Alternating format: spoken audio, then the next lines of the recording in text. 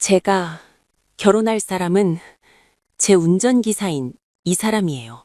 한성그룹의 운전기사 박지훈. 술에 취한 한서연 대표님을 부축해 집에 돌아온 다음 날 아침, 저는 그녀의 부모님, 한 회장 내외의 경멸 어린 시선 속에서 눈을 떴습니다. 그리고 그 순간 한서연 대표님이 폭탄 선언을 한 겁니다. 그녀의 약혼자이자 우리 그룹을 통째로 삼키려는 태성그룹의 최강민 상무는 저를 그저 보잘것없는 운전기사로만 봤습니다. 하지만 그는 몰랐습니다. 제가 그의 거대한 부패 왕국을 밑바닥부터 무너뜨릴 사람이 되리라는 것을.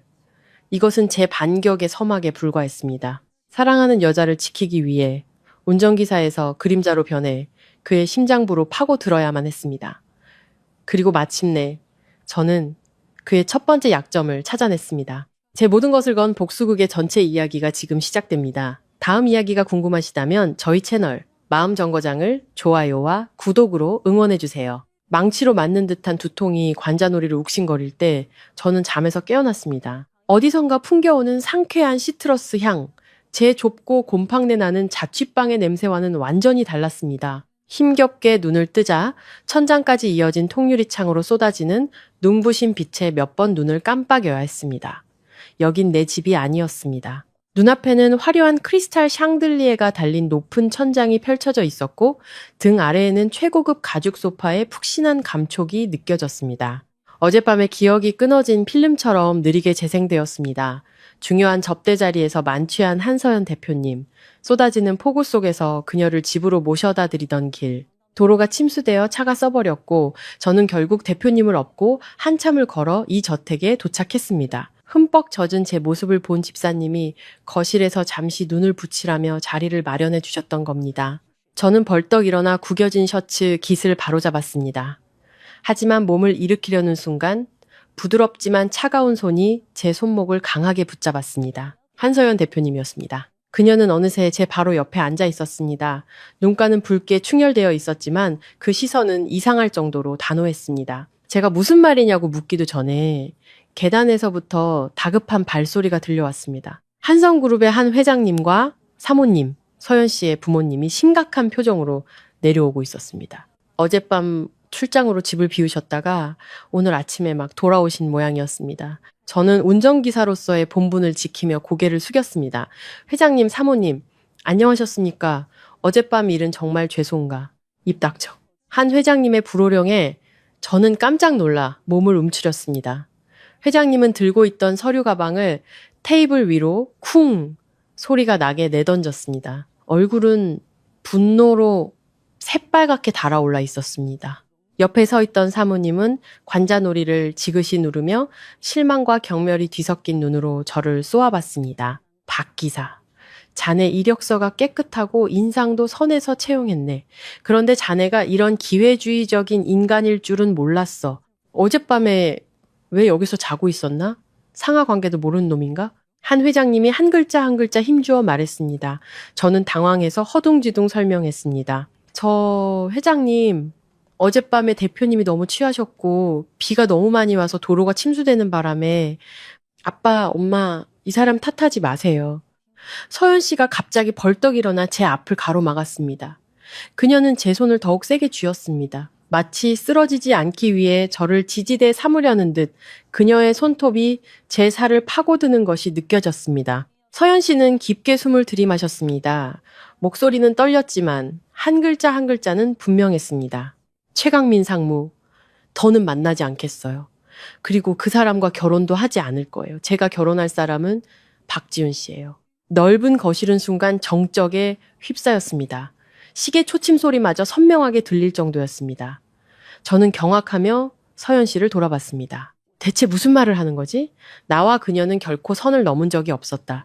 나는 그저 운전기사일 뿐이고 그녀는 이 성의 공주님인데. 서연아, 너 미쳤니? 지금 제정신으로 하는 소리야? 사모님이 가슴을 부여잡으며 경악했습니다. 저 사람은 우리 집 운전기사야, 고용인이라고. 우리 가문의 명예와 한성그룹의 미래를 길바닥에 내팽개치고 저런 빈털털이랑 결혼하겠다고? 한 회장님은 손을 부들부들 떨며 서연 씨를 향해 손가락질했습니다. 너 다시 한번 말해봐라. 우리 회사 명주를 쥐고 있는 태성그룹 최강민 상무를 거절하고 저놈을 선택하겠다고? 이유가 뭐야? 말해봐. 서연 씨가 저를 잠시 돌아봤습니다. 그 깊은 눈 속에서 저는 간절한 애원을 읽었습니다. 그리고 그녀는 부모님을 다시 바라보며 저를 그 자리에 얼어붙게 만든 한마디를 내뱉었습니다. 저 지훈 씨 아이를 가졌어요. 척추를 타고 전류가 흐르는 것 같았습니다. 임신이라니 어떻게 그런 일이? 저는 해명하려 입을 열었습니다. 이건 오해라고 말하고 싶었습니다. 하지만 제 손을 꽉 쥔 서연 씨의 손이 세차게 떨리고 있었습니다. 그녀는 두려워하고 있었습니다. 저는 남자였습니다. 무슨 일이 벌어지고 있는지 이해할 수는 없었지만 가족의 분노 앞에서 방패막이가 되어주고 있는 이 연약한 여성을 보니 제 안의 보호 본능이 꿈틀거렸습니다. 저는 입술을 굳게 다물고 침묵했습니다. 그 침묵은 암묵적인 인정과도 같았습니다. 사모님은 그 말을 듣고 소파에 주저앉아 흐느끼기 시작했습니다. 세상에, 내 딸아, 널 이렇게 키우려고 온갖 뒷바라지를 다 했는데 이제 와서 이런 식으로 부모 가슴에 대못을 박는구나. 우리 그룹이 지금 빚더미에 앉은 거 몰라? 태성그룹의 원자재 공급이 끊기고 최상무의 자금 지원이 없으면 우리 다 길바닥에 나앉게 생긴단 말이다. 한 회장님은 더 이상 평정심을 유지하지 못했습니다. 그는 제게 달려들어 멱살을 잡았습니다. 나이든 사람의 힘은 제게 고통을 줄 정도는 아니었지만 그의 말에 담긴 모욕감은 칼날처럼 날카로웠습니다. 이 근본도 없는 놈. 내 딸한테 무슨 짓을 한 거야? 무슨 마법이라도 부렸나? 내 이럴 줄 알았지. 너 같은 놈들은 항상 인생 역전할 기회만 노리고 있어. 감히 주제도 모르고 당장 감옥에 쳐넣어주마. 저는 피하지도 저항하지도 않고 묵묵히 서 있었습니다. 한 회장님의 눈을 똑바로 바라보며 낮은 목소리로 말했습니다.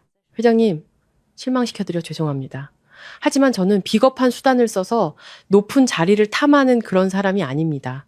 저는 말이 채 끝나기도 전에 초인종 소리가 울렸습니다.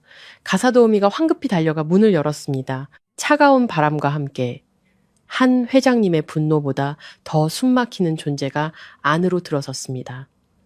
35살쯤 되어 보이는 남자. 몸에 꼭 맞는 세련된 네이비 슈트, 완벽하게 빗어넘긴 머리, 그리고 손에는 값비싼 수입 장미 꽃다발이 들려 있었습니다. 태성그룹의 총괄 상무, 최강민이었습니다. 그는 마치 자기 집처럼 당당하게 들어섰습니다.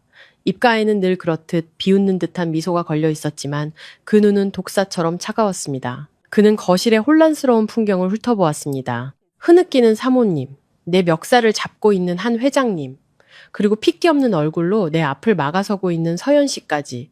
오, 제가 시간을 잘못 맞춰왔나 봅니다. 두 분 어르신 안녕하십니까? 아침부터 아주 흥미로운 연극이 펼쳐지고 있네요. 와, 한 회장님은 황급히 제 멱살을 놓고 옷매무새를 가다듬었습니다. 그리고는 가문의 구세주를 맞이하듯 어색하고 뒤틀린 미소를 지어 보였습니다. 아, 최상무, 어서 오게. 미안하네. 집안의 고용인 문제로 좀 불미스러운 일이 있어서 웃음거리가 되었군. 이리 와서 앉게.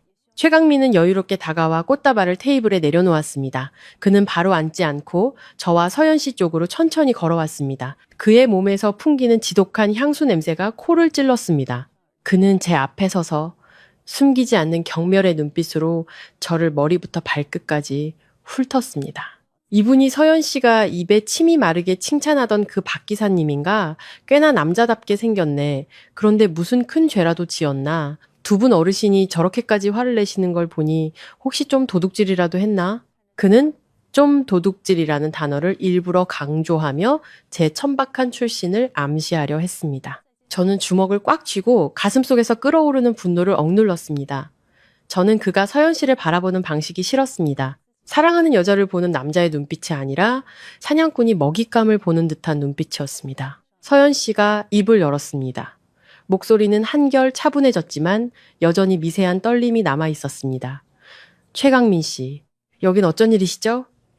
오늘 피곤해서 손님 맞을 기분이 아니네요. 최강민이 피식 웃었습니다. 그 웃음소리는 건조하고 차가웠습니다. 피곤한 건가? 아니면은 이 운전기사 걱정하느라 바쁜 건가? 서연 씨, 다음 주에 있을 이사회 회의 있지 않았겠지? 태성그룹이 한성그룹에 독점 공급하는 원자재 계약서가 지금 내 책상 위에 있어. 내 서명 하나만 기다리고 있다고. 그리고 그 서명은 전적으로 서연 씨의 태도에 달려 있지. 노골적인 협박이었습니다. 그는 한 그룹 전체의 생존과 수천 명 직원의 목숨을 담보로 서현 씨를 압박하고 있었습니다. 사모님이 황급히 눈물을 닦고 최강민의 팔을 잡았습니다. 최상무, 우리 서연이 좀 봐주게. 아직 어리고 철이 없어서 또 몸도 안 좋아서 헛소리를 하는 거야. 집안 문제는 우리가 원만하게 해결할 테니 걱정 말게. 최강민은 능숙하지만 차갑게 사모님의 손을 뿌리쳤습니다. 그의 시선은 여전히 제게 고정되어 있었습니다. 그는 제게 더 가까이 다가와 저만 들릴 정도로 귓가에 속삭였습니다. 네가 무슨 짓을 했는지 아니면 한서연이 너랑 무슨 장난을 치는 건지 모르겠지만 경고하는데 내 약혼녀한테서 떨어져. 너 같은 운전기사 나부랭이는 내가 손가락 하나만 까딱하면 이 바닥에서 흔적도 없이 사라지게 할 수 있어. 똑똑하면 내가 마음 바꾸기 전에 꺼져. 그는 마치 먼지를 털어내듯 제 어깨를 2번 툭툭 치고는 한 회장님을 향해 환하게 웃었습니다. 장인어른, 아무래도 고용인을 다시 교육할 시간이 필요하신 것 같군요. 저는 이만 실례하겠습니다. 오늘 저녁 프렌치 레스토랑에 예약해 두었습니다. 서연 씨가 늦지 않게 와주길 바랍니다. 나를 기다리게 하지도 말고 한성그룹 직원들을 실업자로 만들지도 말고요. 알겠죠? 그 말을 남기고 그는 뒤돌아섰습니다. 그의 등 뒤에는 장례식장보다 더한 암흑 같은 분위기만이 남았습니다.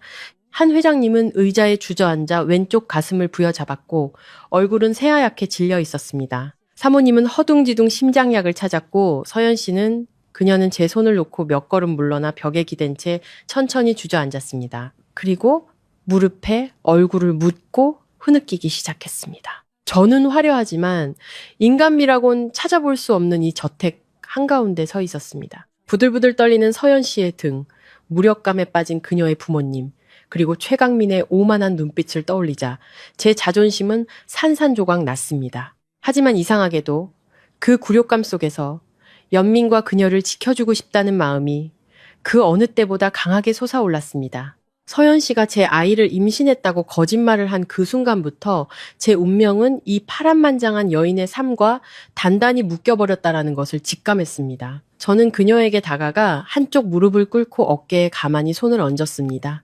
운전기사로서가 아닌 기꺼이 풍파를 함께 맞을 한 남자로서 대표님, 이제 그만 우세요. 제가 있잖아요. 최강민의 고급 세단이 떠나고 저택의 문이 닫혔지만 먹구름은 여전히 집안을 뒤덮고 있었습니다. 한 회장님은 가슴을 부여잡은 채 멍하니 앉아 있었고 사모님은 운명을 탓하며 계속해서 눈물만 흘렸습니다. 숨막히는 공기는 마치 거대한 화마 속에 갇힌 듯한 느낌을 주었습니다. 서연 씨는 부모님을 부축해 방으로 모시고 주치의를 불러 회장님의 상태를 살폈습니다. 그리고는 다시 내려왔습니다. 얼굴은 창백하고 눈은 퉁퉁 부었지만 그녀 특유의 강인함은 여전했습니다. 그녀는 제게 눈짓하며 뒤뜰로 따라오라고 했습니다. 뒤뜰은 제가 대표님을 기다리는 자투리 시간에 종종 나무를 다듬고 꽃에 물을 주던 곳이었습니다. 하지만 오늘 활짝 핀 장미 덤불 사이에 서 있자니 제 마음은 온통 가시밭길 같았습니다. 서연 씨가 등나무 아래 돌 의자에 앉았습니다. 그녀는 옆에 빈자리를 가볍게 두드렸습니다. 여기 앉아요, 지훈 씨. 저는 잠시 망설이다가 근처 목련나무에 등을 기댄 채 적당한 거리를 유지했습니다. 대표님, 저는 여기 서 있는 게 편합니다. 아까 일은 정말 죄송합니다. 저 때문에 집안이 소란스러워졌군요. 하지만 설명을 듣고 싶습니다. 왜 그런 엄청난 거짓말을 하신 겁니까? 그 결과가 어떨지 모르셨어요? 서연 씨가 저를 올려다 봤습니다.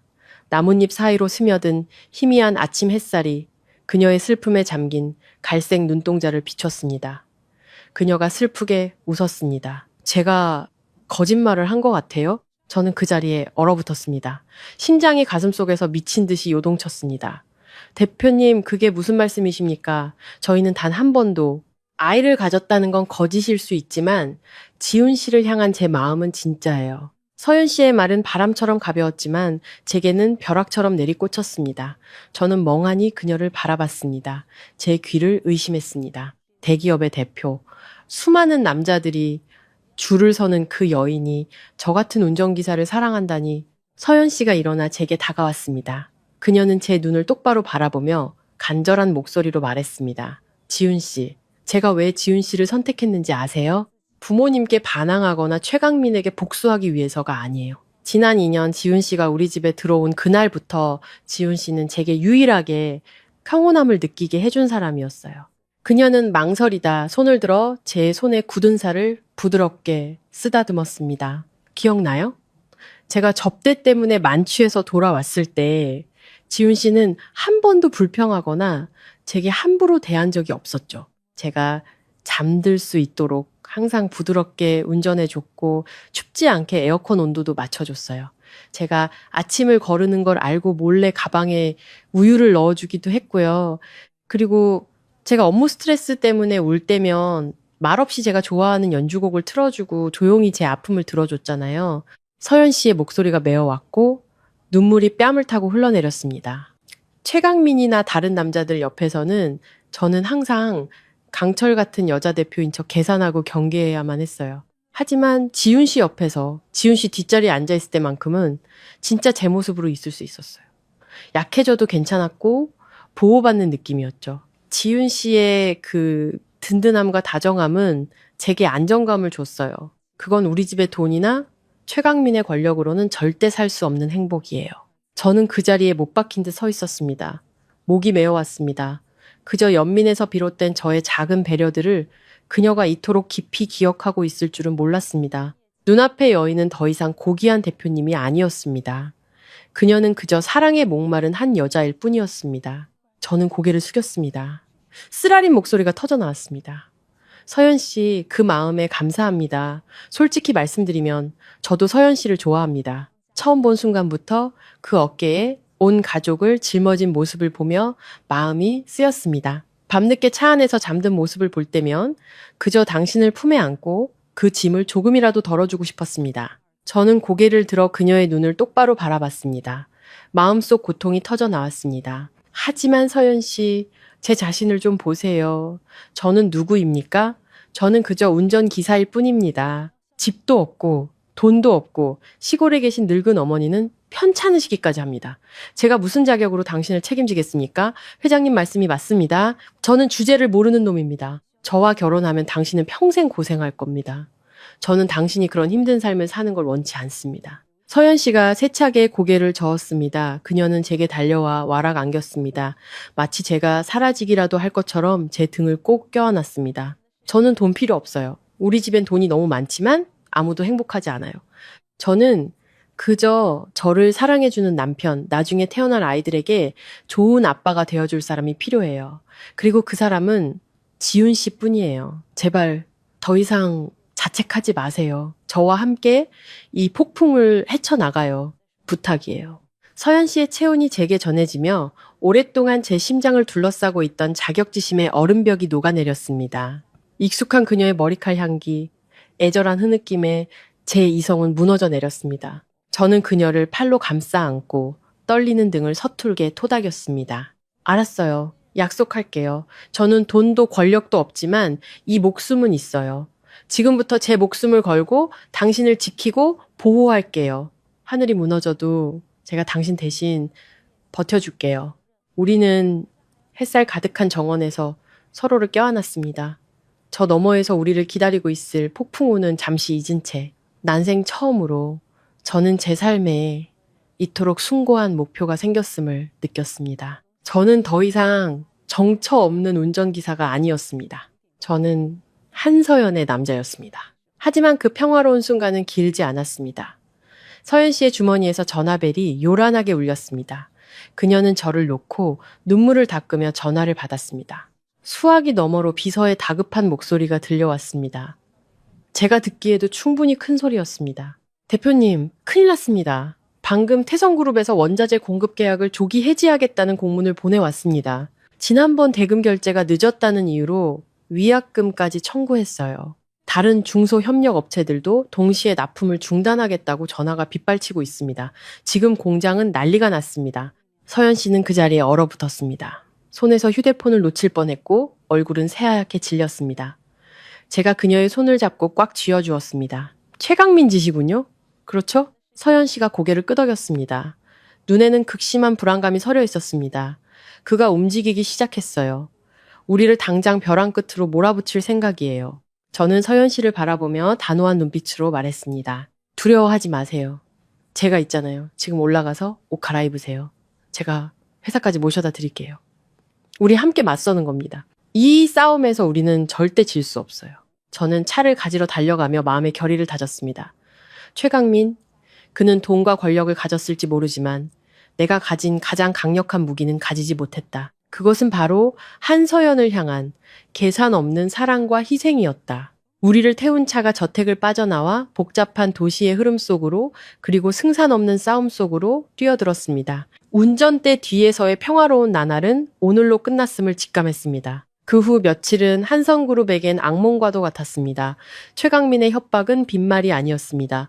그는 무서운 속도로 서연 씨 가족의 목을 조여오기 시작했습니다. 단 3일 만에 수많은 부자재 공급 업체들이 창고 화재, 기계 보수, 원료 부족 등 온갖 핑계를 대며 납품 중단을 통보해 왔습니다. 하지만 저와 서연 씨는 그 허술한 이유들 뒤에 태성그룹의 검은 손이 있다는 것을 알고 있었습니다. 최강민은 자신의 거대한 힘을 이용해 한성그룹을 고립시키고 서연 씨를 무릎 꿇리려 하고 있었습니다. 서연 씨는 불나방처럼 일에 매달렸습니다. 그녀는 이른 아침에 나가 밤늦게 돌아왔고 대체 공급처를 찾기 위해 사방으로 뛰어다녔습니다. 제가 모는 고급 세단마저 주인의 피로에 물든 듯 했습니다. 어떤 날은 백미러를 통해 그녀가 차창에 머리를 기댄 채 잠든 모습을 보곤 했습니다. 눈가는 떼냈고 손에는 두꺼운 서류 뭉치를 꼭 쥐고 있었습니다. 그녀는 눈에 띄게 야위었고 폰숙해진 얼굴은 더욱 창백해 보였습니다.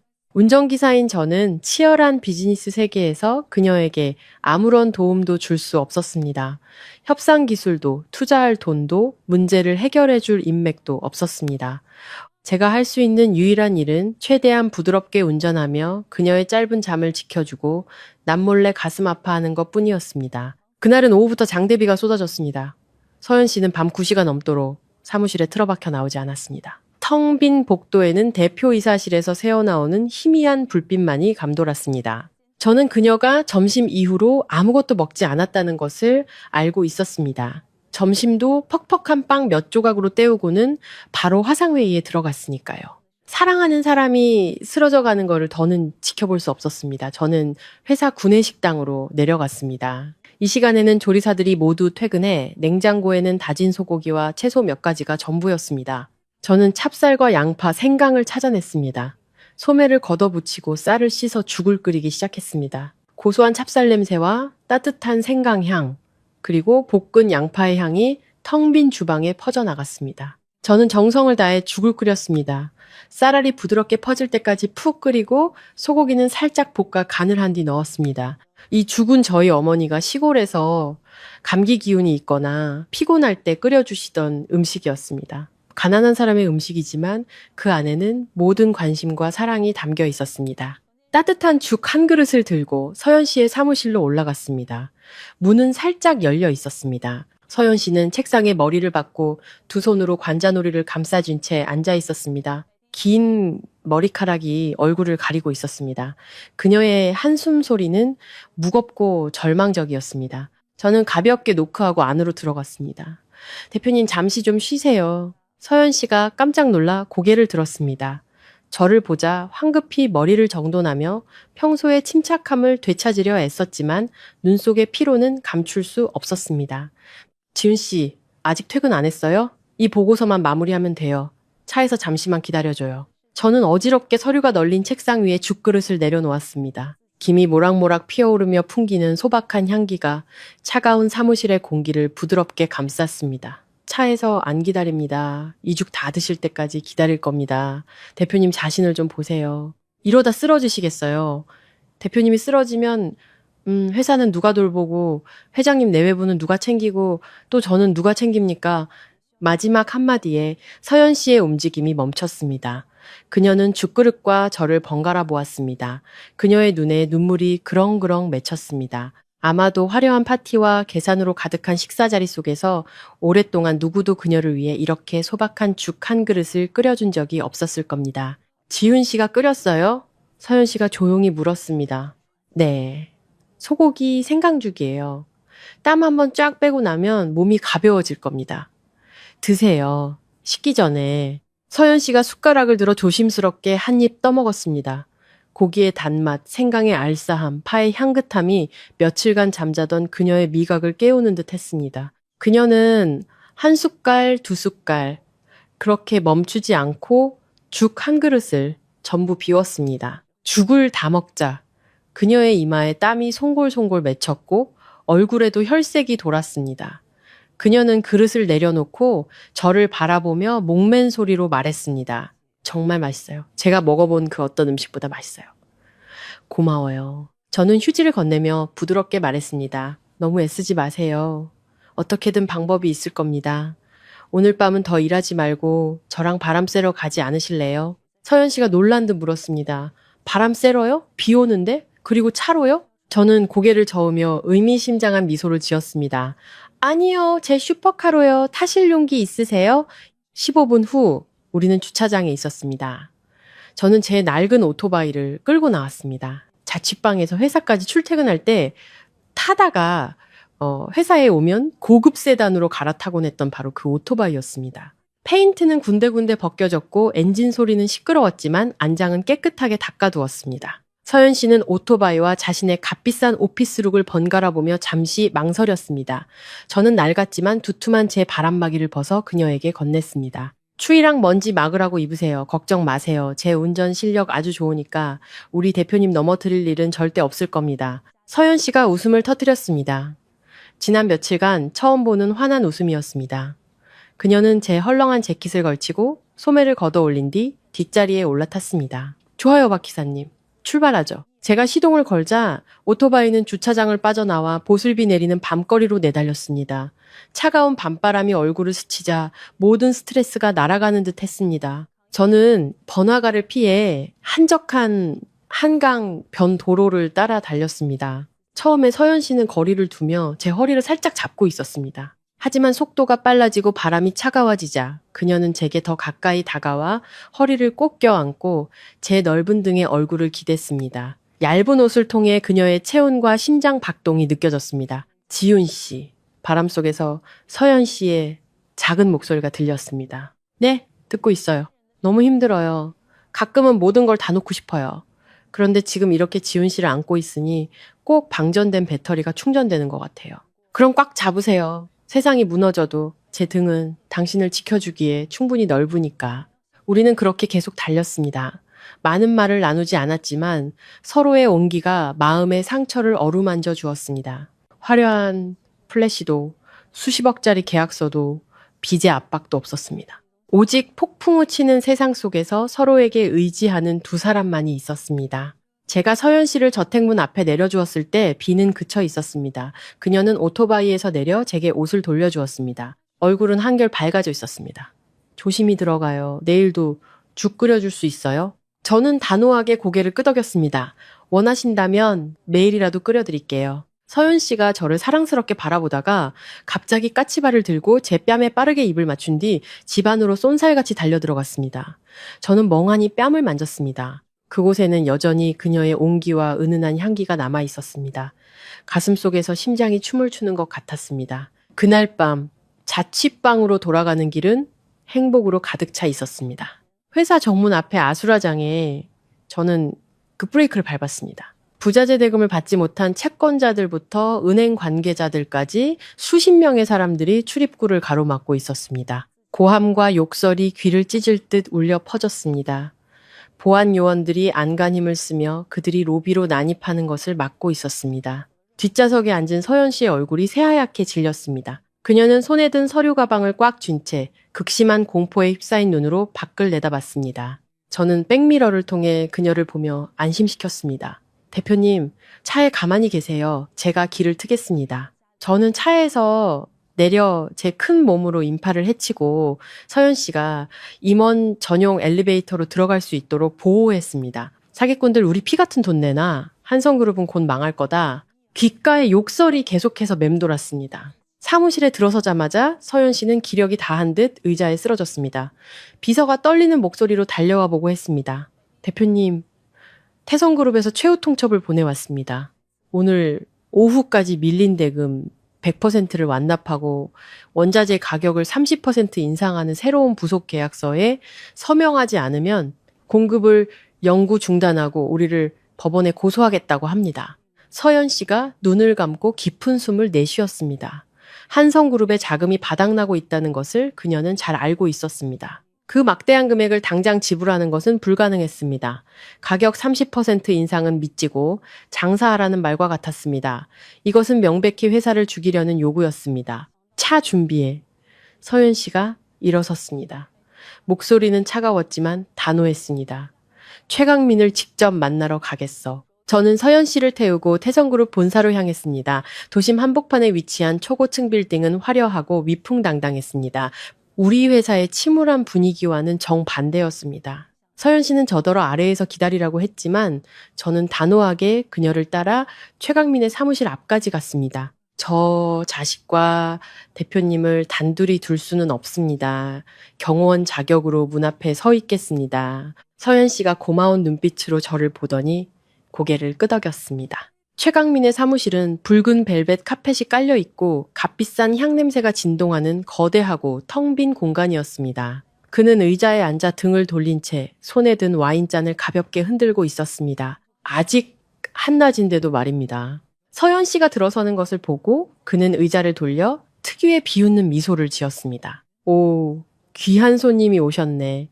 채권자들 상대하느라 바빠서 나 같은 사람은 기억도 못할 줄 알았는데 그는 저를 곁눈질하며 비웃었습니다. 운전기사는 왜 데리고 온 거야? 내가 잡아먹기라도 할까봐?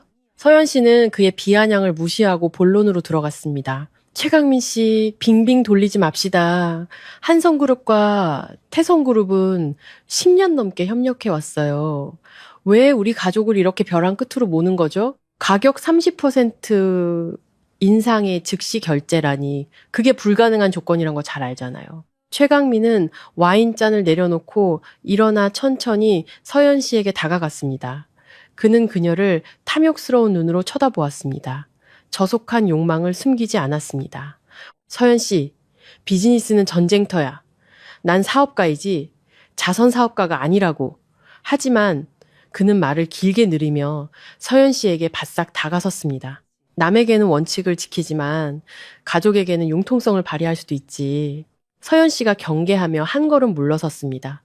그게 무슨 뜻이죠? 최강민이 피식 웃었습니다. 내 뜻은 간단해. 저 가난뱅이 운전기사와의 바보 같은 결혼 계획은 취소하고 내게 돌아와. 자존심 때문에 그게 싫다면 오늘 밤 여기서 나랑 같이 있어줘. 딱 하룻밤이면 돼. 얌전히 내 비위를 맞춰주고 날 즐겁게 해주면 계약 연장은 물론이고 빚도 일부 탕감해주겠다고 약속하지. 제 안에 피가 들끓었습니다. 두 주먹을 너무 꽉 쥔 나머지 손톱이 살을 파고들었습니다. 이 쓰레기 같은 놈은 회사를 삼키는 것뿐만 아니라 서연 씨의 인격까지 짓밟으려 하고 있었습니다. 서연 씨는 최강민을 뚫어져라 쳐다봤습니다. 그녀의 눈은 혐오감으로 커져 있었습니다. 당신 정말 짐승이군요. 이렇게까지 저속한 인간일 줄은 몰랐어요. 최강민이 다가서며 서연 씨의 뺨을 쓰다듬으려 손을 뻗었습니다. 짐승이든 신사든 지금 네 운명을 쥐고 있는 건 나야. 고상한 척 하지 마. 내일 당장 길거리에 나앉게 되면 네 그 고귀한 몸뚱이가 무슨 소용이 있겠어. 자, 이리 와봐. 그 운전기사 놈이 뭐에 그렇게 홀렸는지 한번 보자고. 서연 씨가 손을 휘둘러 최강민의 뺨을 세차게 때렸습니다. 그동안 억눌러 왔던 모든 분노와 경멸이 담긴 따귀였습니다. 최강민의 얼굴이 돌아가며 붉은 손자국이 선명하게 남았습니다. 그는 잠시 멍하니 서 있다가 분노에 차으르렁거리며 서연 씨를 때리려고 손을 들었습니다. 이 미친 엑스이 감히 날 쳐? 하지만 그의 손이 서연 씨에게 닿기도 전에 제가 그 손목을 단단히 붙잡았습니다. 저는 바람처럼 달려들어 그와 서연 씨 사이를 가로막았습니다. 그의 손목을 꺾어 뒤로 비틀자 그는 고통에 찬 비명을 질렀습니다. 저는 그의 눈을 똑바로 쏘아보며 불타는 증오를 담아 말했습니다. 그 더러운 손 그녀에게서 당장 치워. 만약 서연 씨 머리카락 한 올이라도 건드렸다간 널 가만두지 않겠어. 최강민은 고통에 얼굴이 일그러진 채 발버둥 쳤지만 유흥에 찌든 그의 힘이 노동으로 단련된 제 힘을 당해낼 리 없었습니다. 이거 나, 이 XX야. 경비 어딨어. 저는 그의 손을 거칠게 뿌리쳤습니다. 그는 비틀거리며 소파 위로 넘어졌습니다. 저는 서연 씨를 제 등 뒤로 끌어당겨 보호했습니다. 최강민이 비틀거리며 일어나 흐트러진 옷 매무새를 바로잡았습니다. 그는 우리를 향해 손가락질하며 미친 듯이 소리쳤습니다. 좋아. 아주 잘났어. 감히 내 회사에서 날 건드려? 내가 쓴맛이 뭔지 똑똑히 보여주지. 내가 장담하는데 일주일 안에 한성그룹을 완전히 파산시켜주마. 내 놈들 온 가족이 내 회사 문 앞에서 무릎 꿇고 구걸하게 만들어주겠어. 꺼져. 당장 꺼져. 저는 아무 말 없이 서연 씨의 손을 굳게 잡고 돈과 부패의 악취가 진동하는 그 방을 빠져나왔습니다. 서연 씨는 제게 의지한 채 몸을 떨었습니다. 그녀의 눈에서 눈물이 흐르기 시작했습니다. 하지만 이번에는 나약함의 눈물이 아니라 억눌렸던 굴욕감을 풀어내는 눈물이었습니다. 엘리베이터 안에서 저는 서연 씨의 손을 놓고 걱정스럽게 물었습니다. 괜찮으세요? 서연 씨가 고개를 저으며 눈물을 닦았습니다. 그리고는 그 어느 때보다 제 손을 다시 꽉 잡았습니다. 괜찮아요. 고마워요. 방금 그 따귀한 대로 속이 다 후련해요.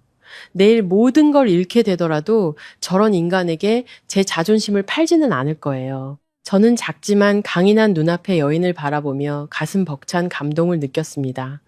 그렇다. 우리는 가난할 수는 있어도 비굴해서는 안 된다. 저는 하늘이 있고 악한 자는 반드시 벌을 받을 것이라고 믿었습니다. 우리는 태성그룹 빌딩을 나섰습니다. 저녁 햇살이 도로 위에 길게 그림자를 드리우고 있었습니다. 진짜 전쟁은 이제부터 시작이었다. 최강민의 선전포고는 우리 머리 위에 매달린 사형 선고와도 같았습니다. 하지만 저는 더 이상 물러설 곳이 없다는 것을 알았습니다. 이제는 주먹이 아닌 제 두 손과 머리로 서연 씨와 그녀의 가족을 구할 방법을 찾아야만 했습니다. 다음 날 아침, 하늘은 거대한 폭풍우를 예고하듯 잿빛이었습니다.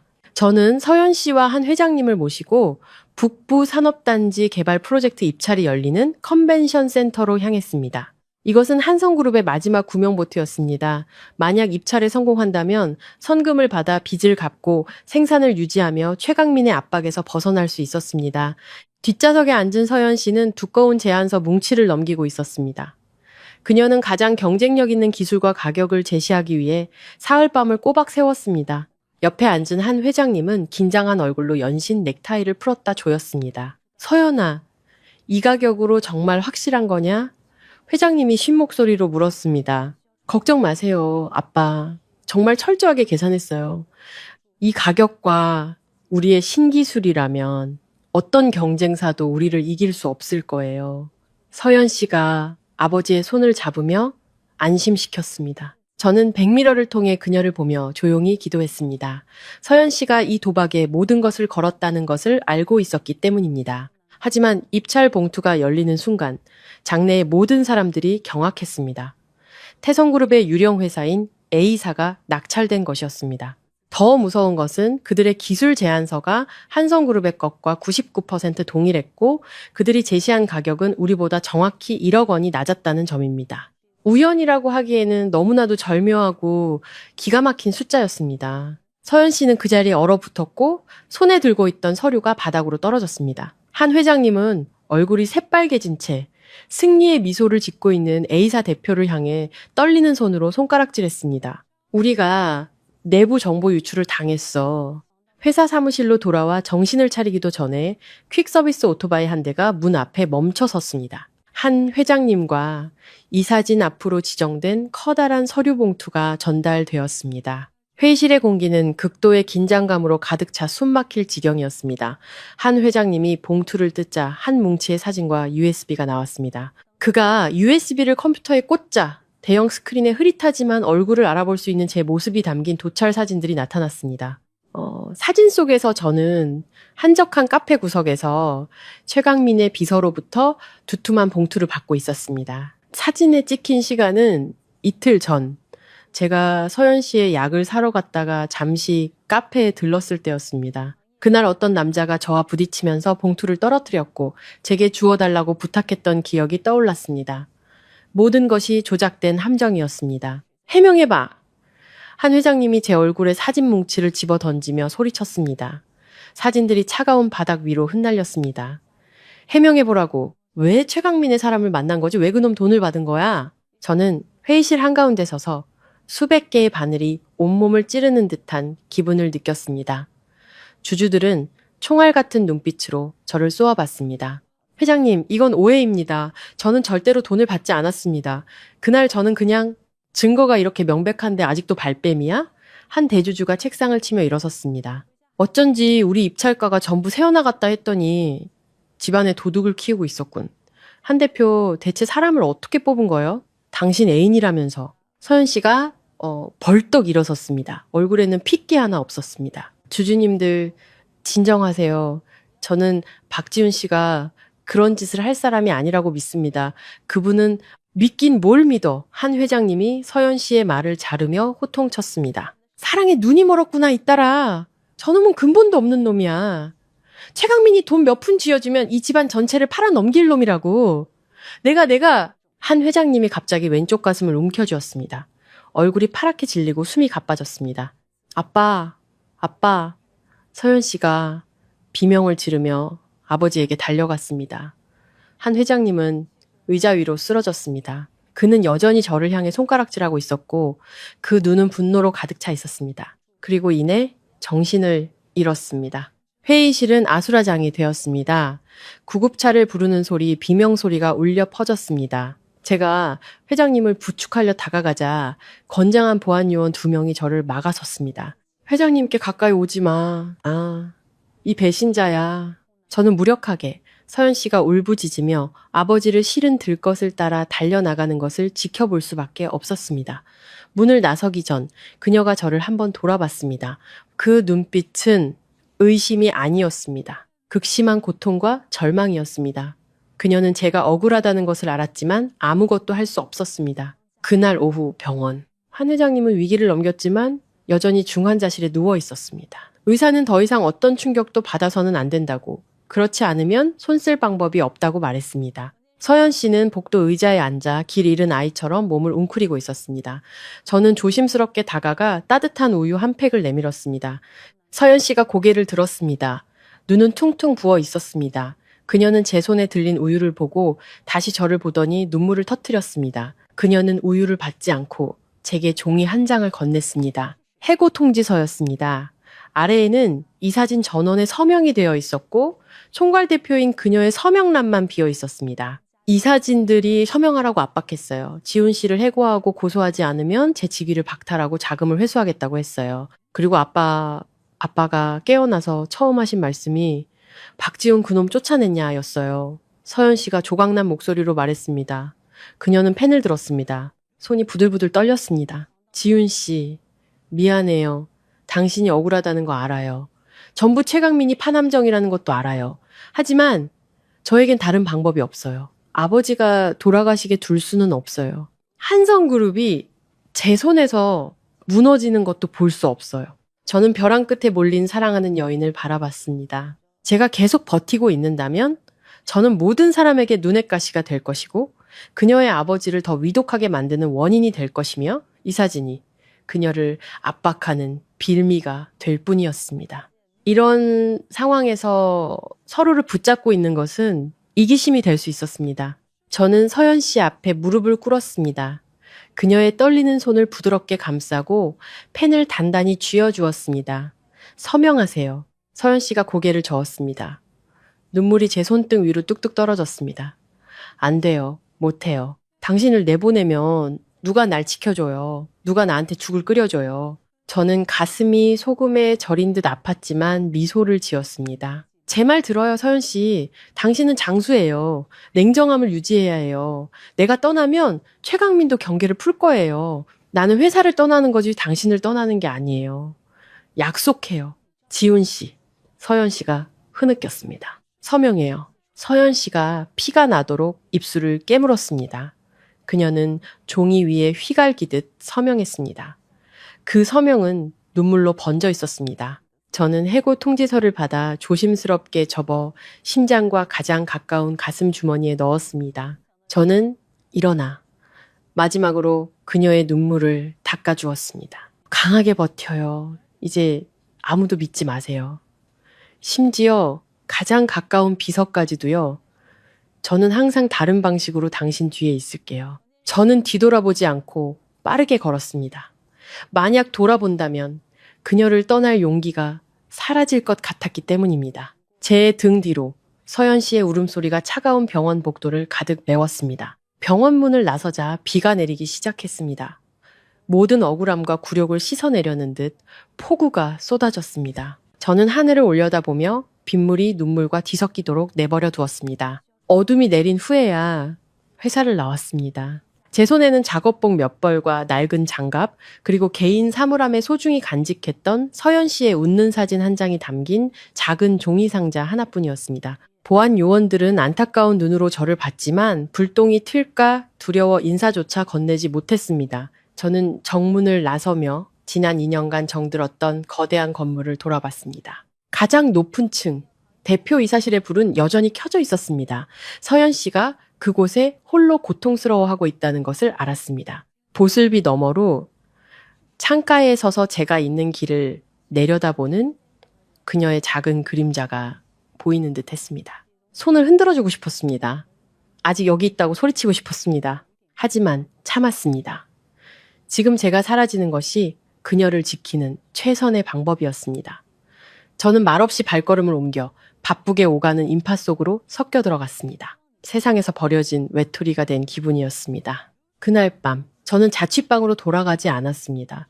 오토바이를 몰고 병원으로 가 구석진 곳에 주차하고 앉아 한 회장님의 병실 창문을 올려다봤습니다. 병문안도 전화도 할 수 없었습니다. 그저 이렇게라도 서연 씨 곁에 조금 더 가까이 있고 싶었습니다. 훗날 모든 폭풍이 지나간 후에야 서연 씨는 소독약 냄새가 진동하던 그 하얀 병실에서 무슨 일이 있었는지 제게 이야기해 주었습니다. 그 이야기를 떠올릴 때마다 저는 그녀에 대한 연민으로 가슴이 미어졌습니다. 그때 한 회장님은 막 의식을 되찾은 참이었습니다. 의사는 그가 급성 신부전 3기이며 조금이라도 더 정신적 충격을 받으면 뇌졸중이 올 가능성이 매우 높다고 경고했습니다. 그는 온몸에 튜브를 꽂은 채 침대에 누워 있었습니다. 얼굴은 눈에 띄게 늙고 펀숙해져 있었습니다. 서연 씨는 그의 곁에 앉아 앙상한 손을 꼭 잡고 있었습니다. 눈에는 눈물이 그렁그렁했습니다. 사모님은 침대 발치에 서서 퉁퉁 부은 눈으로 불안하게 옷자락만 만지작거리고 있었습니다. 한 회장님이 약한 목소리로 겨우 입을 열었지만 눈빛만은 여전히 엄격했습니다. 박지훈 그놈 해고했느냐? 서연 씨가 고개를 끄덕였습니다. 목이 메어왔습니다. 네, 아빠. 오늘 오후에 해고 통지서에 서명했어요. 한 회장님이 안도의 한숨을 내쉬었지만 이내 고통스러운 듯 미간을 찌푸렸습니다. 잘했다. 배은망덕한 놈은 절대 곁에 둬선 안 돼. 하지만 그놈을 쫓아내는 건 시작일 뿐이야. 지금 한성그룹 꼴을 보거라. 풍전등 하나 다름없어. 주가는 폭락하고 협력사들은 계약을 파기하고 은행은 빚 독촉을 하고 있다. 이 회사는 네 엄마와 내가 평생 피땀 흘려 이룬 전부인데 이대로 무너지게 둘 셈이냐? 서연 씨는 고개를 숙인 채 아무 대답도 하지 못했습니다.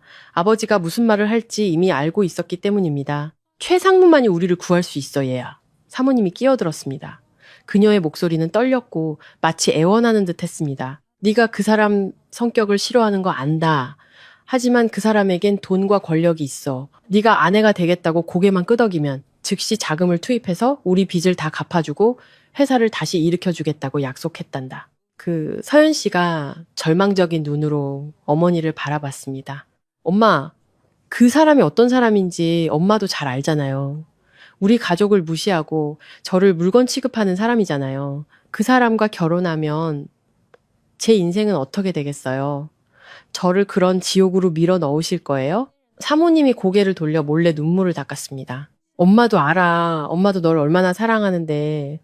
하지만 얘야, 네 아빠를 좀 보렴. 아빠가 파산이라는 충격을 견디실 수 있겠니? 집도 회사도 다 잃으면 아빠는 어떻게 사시겠어? 그때가 되면 행복이 다 무슨 소용이겠니? 부모가 가난과 빚더미 속에서 서서히 죽어가는 걸 보면서 사모님의 말은 비수처럼 서연 씨의 가슴에 박혔습니다. 그녀는 아버지를 바라봤습니다. 한 회장님은 그녀를 뚫어져라 쳐다보고 있었고 숨이 가빠지기 시작했습니다. 그는 가슴을 움켜쥐었고 옆에 있던 심박 측정기가 불안정한 신호를 알리며 다급하게 울리기 시작했습니다. 아빠! 아빠, 진정하세요. 서연 씨가 놀라 아버지의 가슴을 쓸어내렸습니다. 한 회장님이 서연 씨의 손을 꽉 잡았습니다. 그의 손톱이 그녀의 살을 고통스럽게 파고들었습니다. 서연아, 아빠가 부탁한다. 이게 아빠의 마지막 부탁이라고 생각해다오. 한성그룹을 살려다오. 이 늙은이의 목숨을 구해다오. 최상무와 결혼해라. 네가 고개만 끄덕이면 아빠는 죽어도 눈을 감을 수 있다. 하지만 네가 계속 그 운전기사 놈하고 고집을 부린다면 차라리 지금 여기서 아빠를 죽게 내버려둬라. 말을 마친 한 회장님은 코에 꽂혀있던 산소호흡기를 거칠게 뽑아버렸습니다. 아빠, 안 돼요. 서연 씨가 비명을 지르며 황급히 아버지의 손을 붙잡았습니다. 그녀의 눈에서 눈물이 폭포수처럼 쏟아졌습니다. 제발 그러지 마세요. 그 순간 병실의 광경은 서연 씨에게 지옥과도 같았습니다. 한쪽에는 이제 막 찾은 진실한 사랑이, 다른 한쪽에는 아버지의 목숨과 가문의 명예가 있었습니다. 효와 사랑, 어느 쪽이 더 무거웠을까요? 산소 부족으로 파랗게 질려가는 아버지와 자기 발밑에 무릎 꿇고 있는 어머니를 보며 서연 씨는 심장이 산산조각 나는 것을 느꼈습니다. 그녀에게는 다른 선택지가 없었습니다. 아버지가 눈앞에서 죽어가는 것을 보면서 이기적으로 자신의 삶만을 택할 수는 없었습니다. 서연 씨는 손에 힘을 풀었습니다. 그녀의 몸이 시든 꽃처럼 축 늘어졌습니다. 그녀는 아버지에게 호흡기를 다시 씌워주며 텅 비고 차가운 목소리로 말했습니다. 알았어요. 동의할게요. 최강민과 결혼할게요. 아빠 엄마가 원하시는 대로 다 할게요. 그 말을 듣고서야 한 회장님은 조용히 누웠고 호흡도 점차 안정되었습니다. 사모님은 딸을 끌어안고 연신 하늘에 감사했지만 서연 씨는 아무것도 느낄 수 없었습니다. 그녀의 영혼은 그 순간 이미 죽어버렸기 때문입니다. 병원 문 밖. 저는 여전히 낡은 오토바이에 앉아 얇은 재킷 하나에 의지해 몸을 웅크리고 있었습니다. 제가 사랑하는 여인이 방금 인생에서 가장 잔인한 결정을 내렸다는 사실을 저는 까맣게 모르고 있었습니다. 주머니 속 휴대폰이 울렸습니다. 서연 씨에게서 온 문자였습니다. 저는 무사하다는 메시지이기를 바라며 황급히 열어보았습니다. 하지만 아니었습니다. 화면에 뜬 짧은 문장은 저를 그 자리에 얼어붙게 만들었습니다. 우리 그만해요. 나 이제 너무 지쳤어요. 가난하고 힘든 건 더는 못 견디겠어요. 나 최강민 씨랑 결혼할 거예요. 더는 날 찾지 마세요. 날 잊어요. 저는 그 문자를 수십 번이고 다시 읽었습니다. 글자들이 눈물로 번져 눈앞에서 춤을 추는 것 같았습니다. 저는 서연 씨가 거짓말을 하고 있다는 것을 알았습니다. 그녀가 강요받고 있다는 것도 알았습니다. 이토록 잔인한 말들은 진짜 그녀의 모습이 아니었습니다. 하지만 이해할수록 더욱 고통스러웠습니다. 사랑하는 사람이 호랑이 굴로 끌려 들어가는 것을 알면서도 아무것도 할 수 없는 무력한 자의 고통이었습니다. 저는 마지막으로 병실 창문을 올려다봤습니다. 불은 여전히 환하게 켜져 있었지만 어째서인지 너무나도 차갑게 느껴졌습니다. 다음 날 멍하니 앉아 있는데 짙은 녹색의 대형 화물차가 터미널 옆 하역장으로 천천히 들어왔습니다. 차체에는 익숙한 로고가 찍혀 있었습니다. 태성그룹. 저는 눈을 가늘게 떴습니다. 최강민 회사의 원자재 운송 차량이었습니다. 예전에 서연 씨를 모시고 창고를 여러 번 점검하러 갔었기에 운송에 대해 약간의 지식이 있었습니다. 규정상 저런 종류의 차량은 최대 15톤까지만 실을 수 있습니다. 하지만 도로 위로 짓눌린 타이어와 언덕을 오를 때 힘겹게 으르렁거리는 엔진 소리를 보니 저 차는 적재량을 최소 2배는 초과한 것이 분명했습니다. 운전기사 한 명이 차에서 뛰어내려 담배에 불을 붙이며 조수에게 욕을 퍼부었습니다. 젠장, 최강민. 그 자식이 과적 단속 피한다고 이 화학약품 덩어리를 뺑뺑이 돌려서 옮기게 하잖아. 힘들어 죽겠네. 서류에는 분명 최고급 합성 섬유라고 적혀 있는데 왜 이렇게 농약 같은 역한 냄새가 나는 거야? 조금만 더 맡았다간 토할 뻔했네. 조용히 좀 해. 조수가 주위를 살피며 속삭였습니다. 그 양반이 운송비를 3배나 쳐주는데 그냥 하는 거지. 듣자 하니 이거 국경에서 밀수한 물건이라던데. 유럽산 라벨 붙여서 자회사들한테 넘기는 거라고. 두 기사의 무심한 대화가 제 귀에 벼락처럼 꽂혔습니다. 최고급 합성 섬유인데 화학약품 냄새가 나고 밀수해서 유럽산 라벨을 붙인다? 직감적으로 뭔가 크게 잘못되었다라는 것을 느꼈습니다. 최근 서현 씨가 협력사 원단의 품질이 불안정하고 직조시 분량이 잦으며 염색이 잘 안 된다고 불평했던 것이 떠올랐습니다. 최강민은 항상 신기술 테스트 중인 제품이라 그렇다고 둘러댔습니다. 하지만 저 기사들의 말이 사실이라면 최강민은 대규모 상업 사기를 저지르고 있는 것이었습니다. 그는 값싼 유해 폐기물을 마법처럼 고급 원료로 둔갑시켜 한성그룹에 터무니없는 가격으로 팔아 넘기고 있었습니다. 만약 그렇다면 한성그룹은 단순히 바가지를 쓰는 것을 넘어 유해하고 품질 낮은 제품을 생산할 위험에 처해 있었습니다. 그렇게 되면 서현 씨 가문의 신용은 바닥으로 떨어지고 법의 심판을 받게 될 것이었습니다. 최강민이 한성그룹을 합병하려는 이유가 혹시 서현 씨의 회사를 이 더러운 물건들의 처리장으로 삼고 문제가 터졌을 때 한성그룹을 방패막이로 쓰려는 것이 아닐까? 서현 씨가 위험했습니다. 그녀는 사기꾼과 결혼을 앞두고 있었고 아버지의 평생 업적을 호랑이 아가리 속으로 밀어넣으려 하고 있었습니다. 저는 손에 든 고향행 버스표를 내려다봤습니다. 버스는 곧 출발할 시간이었습니다. 고향으로 돌아간다는 것은 현실에 안주하고 도망치고 사랑하는 사람을 진흙탕 속에 내버려 둔다는 의미였습니다. 하지만 남는다는 것은 거대한 그룹과 맞서고 위험에 노출되고 발각되면 감옥에 갈 수도 있다는 의미였습니다. 하지만 빗속에서 흐느끼던 서현 씨의 모습, 가족을 위해 야위어 가던 그녀의 모습이 다시 마음속에 떠올랐습니다.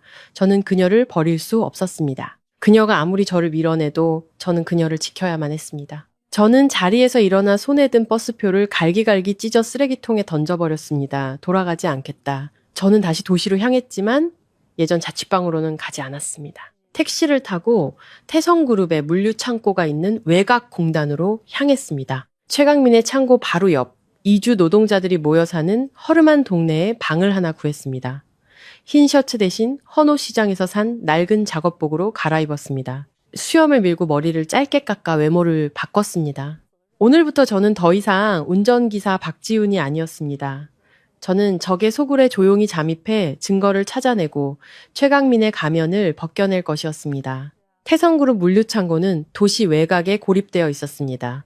깨진 유리조각과 철조망이 박힌 높은 담벼락으로 둘러싸여 있었습니다. 낮은 굉음을 내는 컨테이너 트럭들이 먼지를 일으키며 드나들었고 밤에는 대낮처럼 환하게 불이 켜졌습니다.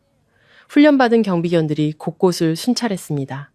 저는 칠성파 상처라는 별명을 가진 현장 반장을 통해 하역 인부로 취직했습니다. 음침한 표정, 짧게 깎은 머리, 기름때 묻은 작업복 차림의 저를 보고 예전 한성그룹의 단정한 운전기사였다고 알아보는 사람은 아무도 없었습니다. 이곳 사람들은 말이 없고 묵묵히 일만 하는 저를 벙어리박이라고 불렀습니다. 하역일은 상상 이상으로 고됐습니다. 50kg짜리 화학약품 포대가 어깨를 짓눌렀고 함석 지붕에서 내리쬐는 열기에 땀이 비오듯 흘러 눈을 따갑게 했습니다. 하지만 육체적 고통은 제가 매 순간 겪고 있는 정신적 고통에 비하면 아무것도 아니었습니다. 점심시간이면 인부들은 모여 앉아 커피를 마시며 휴대폰으로 뉴스를 보곤 했습니다. 그리고 요즘 가장 뜨거운 뉴스는 바로 태성그룹 최강민 상무와 섬유업계의 여왕 한서연 대표의 세기의 약혼 소식이었습니다. 저는 구석에 앉아 퍽퍽한 빵을 씹으며 그들의 대화를 엿들었습니다. 이야, 진짜 돈 냄새 진동하는 결혼이네. 예물이 수백억이라던데 신부는 인형처럼 예쁜데 왜 저렇게 초상집 온 사람처럼 표정이 어둡냐? 한 인부가 인터넷 기사를 보며 말했습니다. 너 몰랐냐? 한성그룹 노선을 자주 뛰던 트럭 기사가 끼어들며 큰 소리로 말했습니다. 내가 듣기론 저 여자 빚 때문에 억지로 결혼하는 거래. 우리 최상무 성격 너도 알잖아? 여자 갈아치우는 게 취미인 양반인데 결혼해봤자 장식품 취급이나 하겠지. 그리고 처가에 하는 짓도 영 아니더만. 어제 한성그룹에 물건 내리러 갔더니 로비 한가운데서 한 대표한테 창고관리 권한 넘기라고 소리소리 지르더라. 장인어른 될 양반도 옆에 서서 찍소리도 못하고 아주 불쌍해 보이더라. 그들의 한마디 한마디가 비수처럼 제 가슴에 박혔습니다. 저는 손에 든 빵을 부스러뜨릴 듯 꽉 쥐었습니다.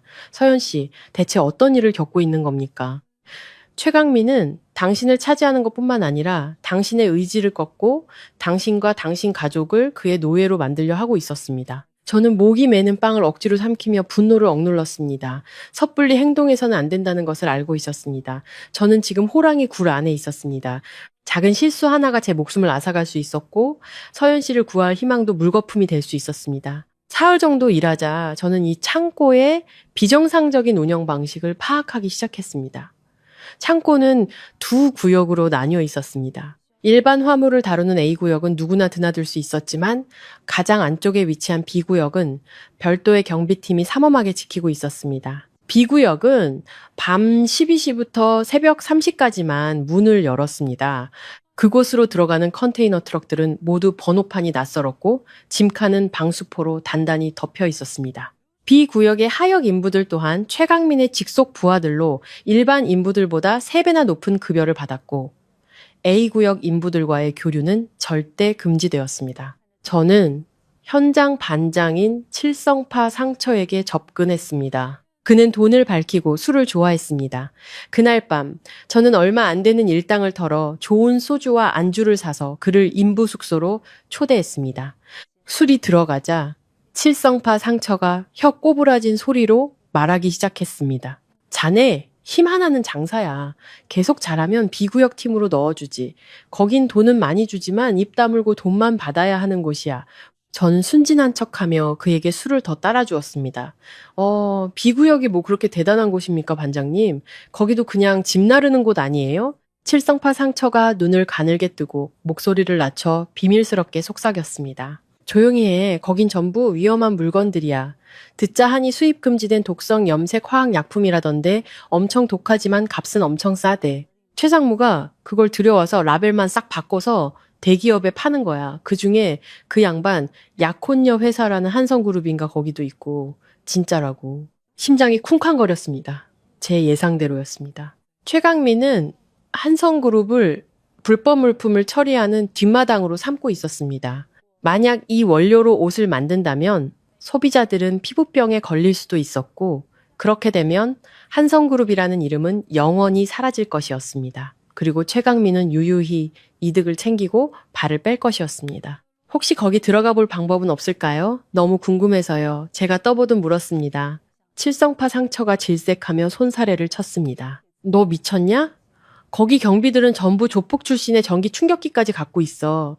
근처에서 어슬렁거리다간 다리 몽둥이가 부러질걸. 그냥 술이나 마셔. 괜한 짓 하지 말고. 저는 더 묻지 않았지만 머릿속으로는 이미 계획을 세우고 있었습니다. 이틀 후 천금 같은 기회가 찾아왔습니다. 그날 밤 B구역의 지게차 한 대가 갑자기 고장나 멈춰 섰습니다. B구역의 수리팀은 모두 휴가를 떠나 아무도 고칠 사람이 없었습니다.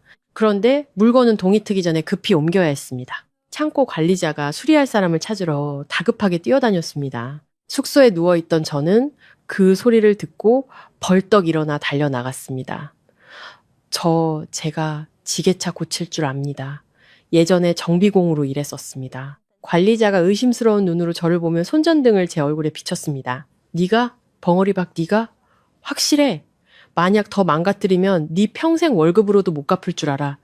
확실합니다. 제가 할 수 있습니다. 한번 맡겨주십시오. 못 고치면 어떤 벌이든 받겠습니다. 제가 단호하게 말했습니다. 다른 방법이 없었기에 관리자는 저를 따라오라는 손짓을 했습니다. 심장이 북처럼 울렸습니다. 저는 처음으로 두 구역을 가르는 무거운 철문을 통과했습니다. B구역 안은 코를 찌르는 역한 화학약품 냄새로 가득했습니다. 환풍기가 최대한으로 돌아가고 있었지만 소용없었습니다. 철제 드럼통들이 하늘 높이 쌓여 있었고 겉에는 알아볼 수 없는 외국어와 위험, 경고 표시가 가득했습니다. 하지만 더 무서운 거는 저쪽 구석에서 한 무리의 인부들이 그 라벨들을 떼어내고 유럽산 고급 친환경 원료라고 인쇄된 새로운 라벨을 덧붙이고 있었다는 사실이었습니다. 저는 소름 돋는 것을 억누르며 통로 한가운데 멈춰선 지게차에 집중했습니다. 끊어진 전선을 다시 연결하고 시동을 거는 데는 15분밖에 걸리지 않았습니다. 경쾌한 엔진 소리가 울리자 관리자가 만족스러운 듯 고개를 끄덕였습니다.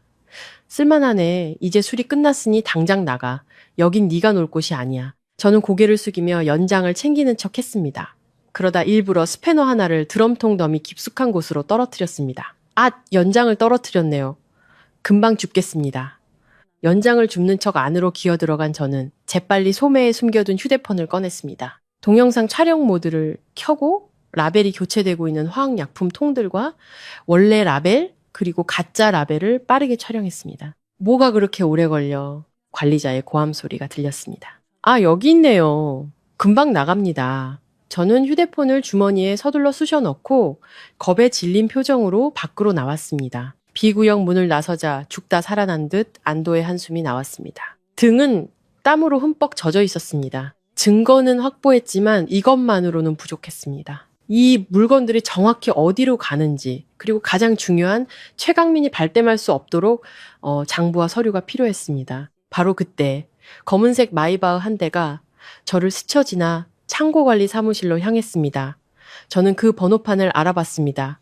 최강민의 차였습니다. 그가 이 시간에 여긴 왜? 물건을 확인하러 온 건가? 아니면은 또 다른 음모를 꾸미는 건가? 저는 낡은 타이어 더미 뒤에 숨어 그를 지켜봤습니다. 차문이 열리고 최강민이 내렸습니다. 그는 혼자가 아니었습니다. 그의 옆에는 고개를 숙인 채 넉나간 표정으로 걷는 서연 씨가 있었습니다. 저는 그 자리에 얼어붙었습니다. 서연 씨가 왜 여기에? 저는 최강민이 서연 씨의 팔을 붙잡고 사무실로 질질 끌고 가는 것을 보았습니다. 서연 씨가 비틀거리며 넘어질 뻔했지만 그는 아랑곳하지 않았습니다. 사무실 문이 닫히기도 전에 최강민의 고함이 밤의 정적을 깨고 들려왔습니다. 똑똑히 봐. 여기가 내 제국이야. 네가 아직도 고고한 대표님인 줄 알아? 당장 이 위임장에 서명해. 안 그러면 내일 당장 네 아버지를 영원히 병원 신세지게 만들어주겠어? 제 안에 피가 들끓었습니다. 당장 달려가 저놈의 얼굴을 박살내고 싶었습니다. 하지만 이성이 저를 붙잡았습니다. 저는 떨리는 손으로 펜을 든 채 눈물을 흘리는 서연 씨를 보았습니다. 참아야 한다. 지금 섣불리 나섰다가는 나와 그녀 모두 죽게 될 것이다. 저는 주머니 속 휴대폰을 꽉 쥐었습니다.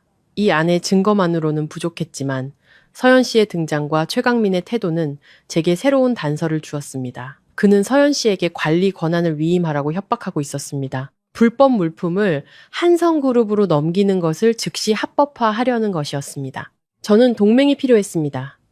칠성파 상처가 무심코 뱉었던 장부 조작을 거부하다 억울하게 해고당했다는 전직 회계팀장의 이야기가 떠올랐습니다. 저는 조용히 숙소로 돌아왔습니다. 머릿속으로 다음 계획을 세웠습니다. 이 싸움은 더 이상 저 혼자만의 싸움이 아니었습니다. 그 후 며칠 동안 저는 태성그룹 물류창고에서 유령처럼 살았습니다.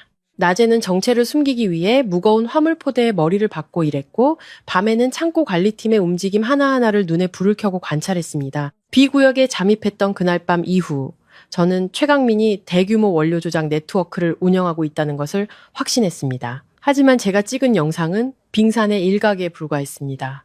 태성그룹 같은 거대 기업을 무너뜨리기 위해서는 원본 수입 서류와 감정을 위한 샘플 같은 확실한 증거가 필요했습니다. 기회는 폭풍우가 몰아치던 어느 날 밤 낯선 번호판을 단 컨테이너 트럭 행렬이 창고로 밀려 들어오면서 찾아왔습니다. 술을 좋아하는 현장 반장 칠성파 상처는 그날 복통이 심하다며 하역팀 감독 권한을 제게 넘겼습니다. 박씨, 가서 새로 들어온 물건들 좀 내려. 조심해서 다뤄. 유럽산이니까. 하나라도 깨트리면 집 하나도 못 갚을 줄 알아. 칠성파 상처는 배를 움켜쥐고 당부한 뒤 화장실로 달려갔습니다. 저는 고개를 끄덕이고 인부들을 이끌고 밖으로 나갔습니다. 비바람이 얼굴을 사정없이 때렸습니다.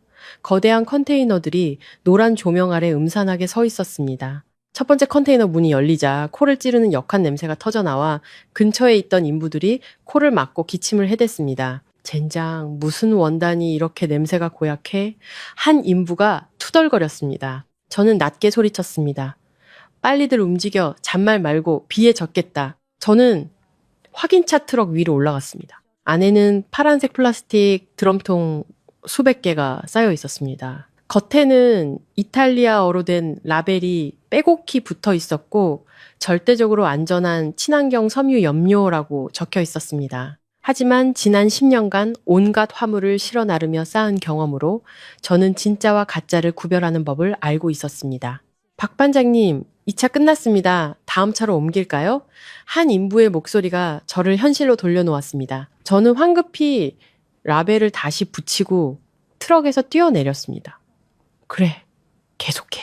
저는 모두가 바쁘게 짐을 옮기는 틈을 타 창고 옆에 있는 입출고 사무실로 몰래 들어갔습니다. 아까 트럭 기사가 서류를 제출하고 식사하러 가는 것을 봤습니다. 텅 빈 사무실에는 천장 선풍기 소리만 삐걱거렸습니다. 어지러운 책상 위에는 방금 서명된 운송장 뭉치가 놓여 있었습니다. 저는 달려가 한 장 한 장 넘겨봤습니다. 바로 이거였다. 원본 서류.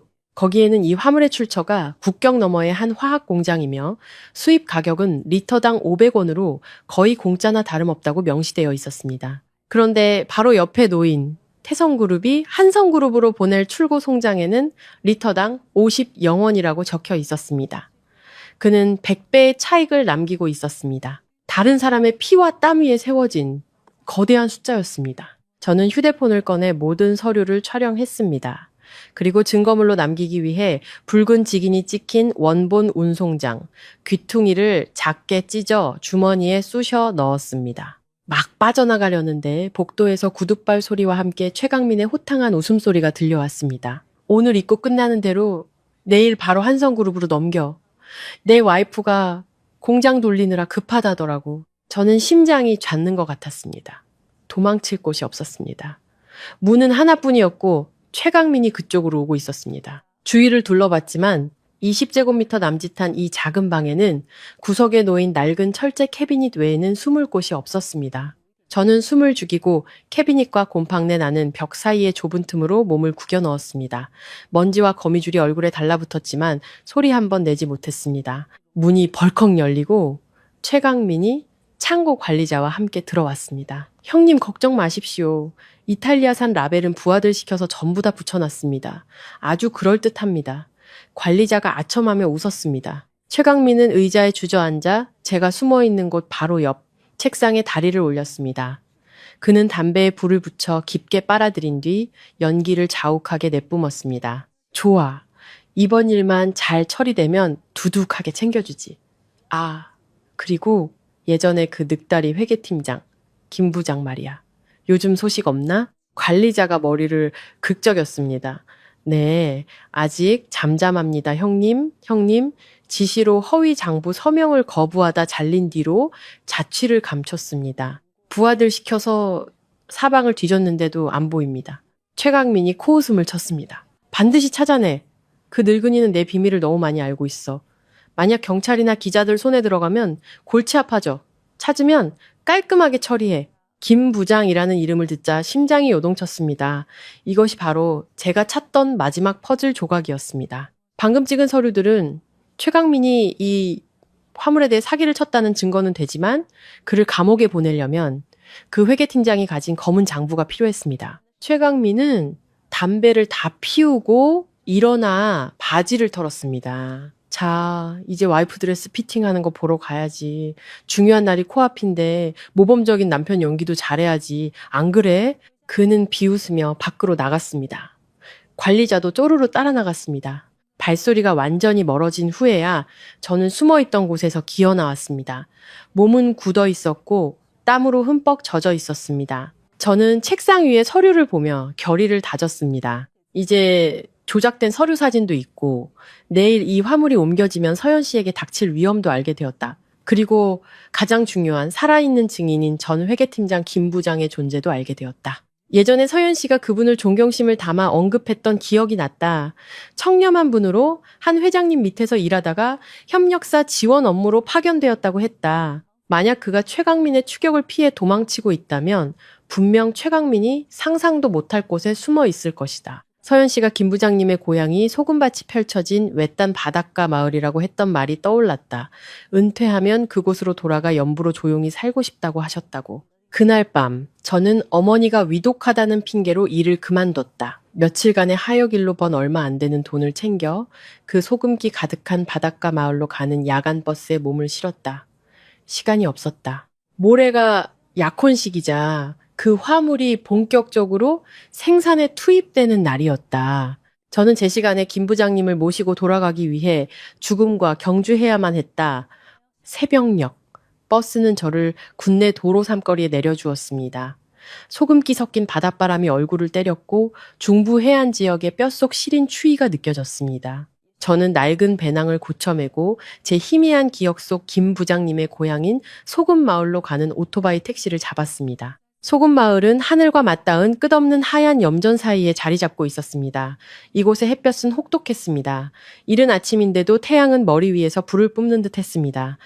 연부들은 땀으로 흠뻑 젖은 채 묵묵히 소금을 긁어모으고 있었고 모두의 피부는 검게 그을려 있었습니다. 저는 작은 둑길을 따라 걸으며 반년 전쯤 이곳으로 이사온 60대 서울 말투의 남자에 대해 물었습니다.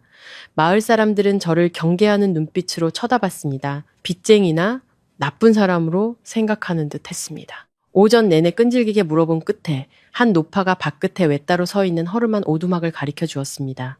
저기 저 양반 말하는구먼. 아주 말도 없고 누구랑 어울리지도 않고 아침부터 밤까지 소금밭에만 코박고 살아. 저는 할머니에게 감사 인사를 하고 오두막을 향해 빠르게 걸었습니다. 심장이 세차게 뛰었습니다. 과연 저분이 한때 잘 나가던 회계팀장 김 부장님일까? 아니면 헛수고를 하는 걸까? 오두막에 가까워지자 한 남자가 소금 썰애질을 하고 있는 모습이 보였습니다. 그는 깡마르고 등이 약간 굽어 있었습니다. 낡은 작업복에 해진 밀짚 모자를 쓰고 있었지만 썰애를 쥔 그의 손은 굳은 살이 박였음에도 불구하고 농기구보다는 펜을 잡았던 사람의 길고 가는 손가락 모양을 하고 있었습니다. 저는 멈춰서서 말을 걸었습니다. 어르신 안녕하세요. 남자가 깜짝 놀라 손에 든 썰애를 떨어뜨렸습니다.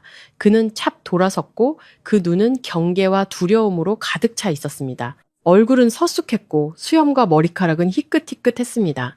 하지만 저는 예전 회사 인사기록 카드에서 봤던 익숙한 얼굴을 알아볼 수 있었습니다. 틀림없는 김 부장님이었습니다. 그는 몇 걸음 물러서며 무기로 쓸만한 나뭇가지를 더듬어 찾았습니다. 목소리가 떨렸습니다. 누구요? 뭘 원하시오? 최강민이 보냈소? 입막음하러 날 죽이러 온 거요? 저는 다급하게 말했습니다. 김 부장님 진정하세요. 저는 최강민 사람이 아닙니다. 저는 한성그룹 한서연 대표님의 운전기사였던 박지훈이라고 합니다. 한 대표님을 돕기 위해 부장님을 찾아왔습니다. 한서연이라는 이름의 김 부장님의 눈빛이 조금 누그러졌지만 여전히 의심을 거두지 않았습니다. 한 대표? 왜 그분이 날 찾으라고 보냈소? 난 은퇴한 지 오래고 아무 관련도 없소. 돌아가시오. 그는 등을 돌려 오두막으로 들어가려 했습니다. 저는 더 이상 시간을 지체할 수 없다는 것을 알았습니다. 저는 소리쳤습니다. 부장님, 내일 한서연 대표님이 최강민과 약혼합니다. 그리고 내일 최강민이 조작한 화학약품이 한성그룹 공장으로 들어갑니다. 부장님이 돌아가지 않으시면 한 대표님은 모든 것을 잃게 되고 수많은 사람들이 매일 위험한 화학물질에 노출될 겁니다. 김 부장님의 발걸음이 멈췄습니다. 그는 뜨거운 햇볕 아래서 미동도 없이 서 있었습니다.